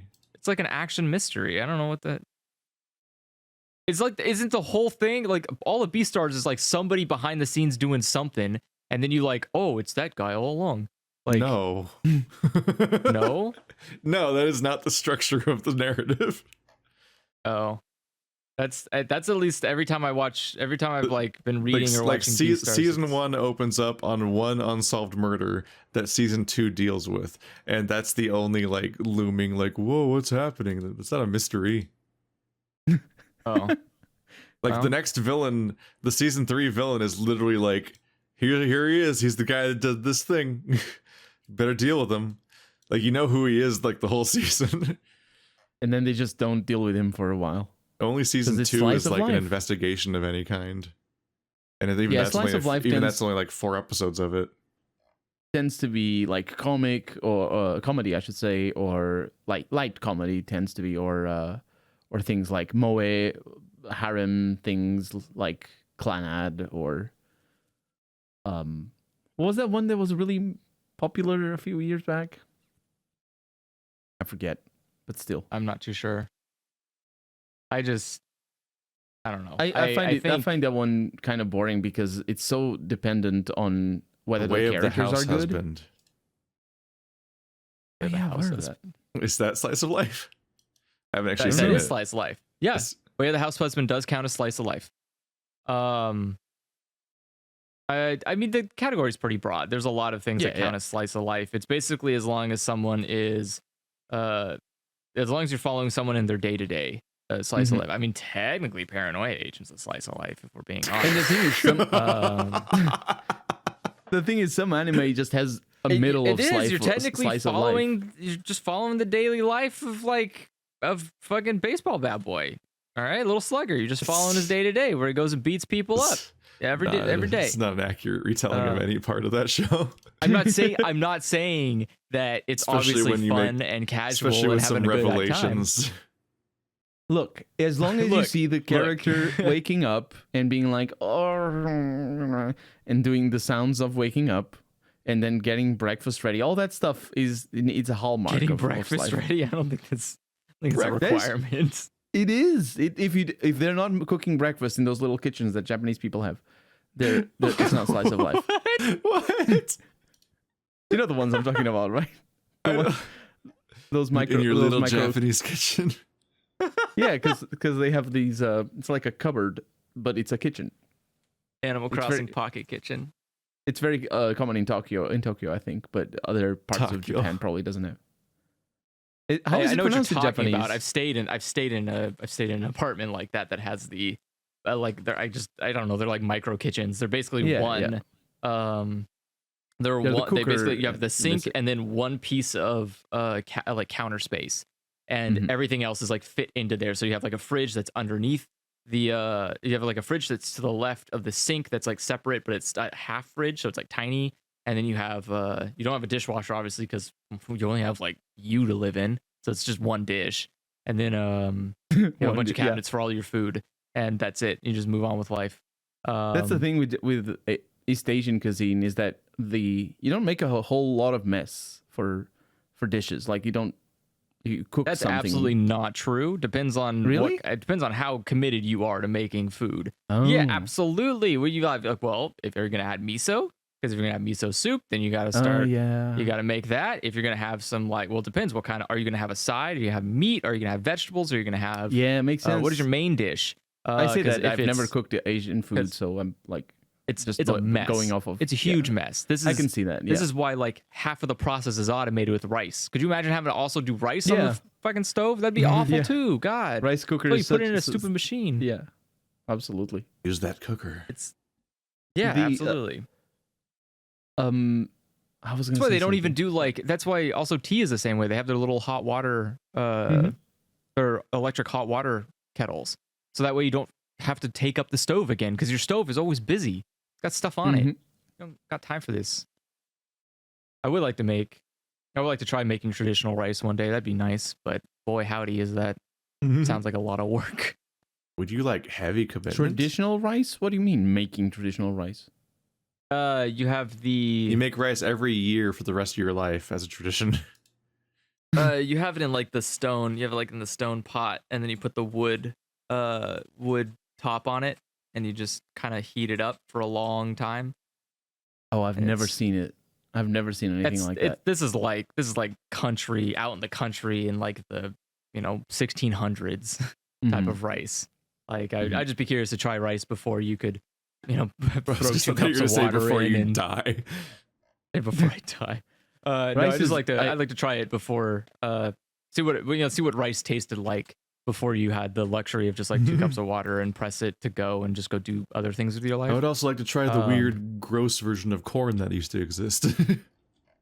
Exactly. I think it still No, exists. I would like There's- to. I would really like to spend like a week out in the country of Japan and just like eating old food, like old country food. I don't know. old That sounds food, kind of just nice. all moldy and whatnot. No, just like the whatever weird historical kind of food before they had modern technology, where like they just go get vegetables and like steam them or something from the front yard. You're like, all right, I guess people can do that. I guess it's fine. These days, Um, you probably He chose literally the most boring possible outcome. Steamed Yeah, vegetables. I don't know. What else do you like? You go and hunt pheasant, I guess, and that's your meat. You go. I don't know how. I don't really know how prevalent deer are in the countryside still. I don't know if that's like something you can still go and get. you can probably you Um, can probably find like entire tourism related Maybe. industries. Well, that's the around thing. that. I don't want it to be the tourism. I want to go stay with like someone's grandparents that live in the Well, middle I hate of to the But then break you're it just to you, but bothering you're a them. tourist. But then you're just I bothering. mean- who's this foreign Well, person over yeah. here just bothering us? Yeah, why not? Just hang out. I'll still do stuff around the house. I'm just gonna sit there and be an uppity tourist. Like, where's my food? A strange skeletal Like- man has snuck into our house. Just like in a very tall cloak, you could barely see just the outlines of like a very thin Slender Man looking thing. Because you're also super tall, and they would be old Japanese people, so likely super short as well. Konbanwa, namae wa Andrew desu. Yoroshiku onegaishimasu. And they're just like, Nani? Why are you here? What do you want? Get out. No rice for you. Sounds nice. Right? No. They also it was also weird. They also had like kitchens that were outside technically, like they're inside the home, but they're like on dirt floors and not part of the house proper. Like they're on a lower level and stuff. I always thought that was pretty interesting. Yeah, because it's for fire safety, right? I think it's like fire and flood. Like you don't really want to. Well, and also money. You don't really want to spend your money on trying to make your kitchen nice because who gives a shit? Like all that matters is that where you sleep is nice. That's kind of the only important factor to your living. That's why what's it called? Usually they like in the, earlier crappier homes, you would have like a kitchen would be somewhere external because you would just be focusing on building the house proper first. Like I need a place to sleep and not die. So you'd have like the tatami mats and then have like a little hearth in the center and you're like, done. And someone's like, how are you going to make food? You're like, oh shit. I'll do it outside. Like, and then when someone's like, no, we should probably start cooking inside. It's probably a better idea. It's like, oh, let's build that to the side of the house then. Just add that on. How is traditional the toilets? Japanese toilets traditionally? Yeah. It was that's the you can pretty much you can a find hole them. you They're squat over. They're squat toilets. They usually what they have is they have running water in them. And just water running, well, modern old toilets, which sounds stupid. But current modern old toilets have is like you squat in a thing and then there's running water and it just kind of like goes like down a but pneumatic like tube looking thing. 200 years ago, was it like it wasn't like that though? I'm imagining it was typical sewer, which is like it's on a slant, and so you would shit in a hole. It would be at a slant. You pour water down it, and the water goes down the slant. So it just takes the so it's similar, it's similar yeah. to what it is in it's similar without running water, basically. Yeah, to what it is here in Europe, or was. Exactly. So, but yeah, it's not like there's only so many ways you can make a toilet. You could do it the shitty way like Romans did, which is like, everyone sits in the same room and looks at each other and waves. Or you can have like a nice little it wasn't just waving. Time. They shared news. It was the Twitter of the crap time. ass! They would sit there and scrub each other with the same stupid sponge. It's gross. Romans were gross people. It wasn't a sponge. It was a conch. Weird barbarians. The sponge was for washing. Took them seriously. And you had your own sponge. You didn't use the public sponge. There was no public sponge. Great. I'm glad for them. I'm glad they didn't use the public sponge while they were sitting there publicly pooping with each other. I don't look, man. I'm going to tell you this. Barbarians. There are barbarians, and then there were barbarians, and the Romans thought that they were better than barbarians when they were just barbarians with fancy togas. The barbarians had better toilet hygiene than the Romans. But you would go to the public toilets if you wanted to, and inside of your tunic. That's just like the word pagan, where it just means not us. Yeah, that was just it was just an exclusionary term that meant everybody else. It is. Pagan is. There's no group of people that are the barbarians. These days, pagan has been sort of reappropriated by different groups, but it's, yeah. Well, I'm not a barbarian, so clearly they're the barbarians. So yeah, basically you didn't use a sponge. They used a conch. The Romans did, and you wasn't it a communal conch though? I thought they all it was a communal conch. They had only one person could hold it. And that's the one that could talk. They just some really awkward bathroom visits. But then, if you wanted to wash, you would use your own sponge, and the sponge you'd carry in a string tied to your belt. Inside of your tunic, so you'd go around your day with a sponge underneath. Yeah. What the hell? You carry toilet paper with you at all times? It's not toilet paper, it's a sponge. It's also you would wash it. Well, yeah, you wash it, but what do you use that sponge for? Everything. For the wiping. I'm just imagining like the color of the water at those communal baths. As long as it's brown, you're good. I think it's funny. I just think it's funny. We really gotta wrap up. Yeah, we need to wrap up. But anyways, if you ever time travel, don't go take a poop in Rome. Just go hang out with like anyone else. Just go hang out with any of the people that they didn't like around them. They had way better toilet systems. I don't know how it got here. Apart from baths, the Romans were pretty good at baths. Thank God. Thank God they didn't smell. Well, they still smell bad, but thank God they were at least wet when they smelled bad. My favorite. Merry Christmas, everybody. Hope you get one gift that's not that bad. Good luck. Good luck. May and God if have it mercy is on bad, your souls. tell the people who gave you the gift that it's bad. Just tell them to their face. Don't tell them. Don't exactly. Tell them. No this one loves to be told right that, here and now. that way you won't get another bad gift next year. Or you won't get a now. gift at all. Yeah. Merry Christmas. Or for those of you who don't celebrate capitalism, Merry. Merry. Just Merry. Just Merry. Not That's even it. Merry. I don't know. Just cold. Cold. What? Happy What do you mean cold. cold? You're in It's California. cold. It's not cold. Unless you live in Australia, it's summertime now, baby. They can do It's whatever the it fuck must they be want. really- I mean, I'm pretty much sure like the premise of Christmas is that it's around being in the cold seasons. It must be really awkward for well, maybe not Except for, awkward. like- They're used to it. Except for the history of what it is supposed to exist for. Yeah, but that's lies. Well, yeah, it's lies, but I'm saying Like, that, it's not- The date is made up. The date for Christmas has nothing to do with anything. It was just an existing pagan holiday that they wanted to replace. And I'm pretty sure that pagan holiday was about it being snowy and cold and being and so on. Like I think it is tied to the season.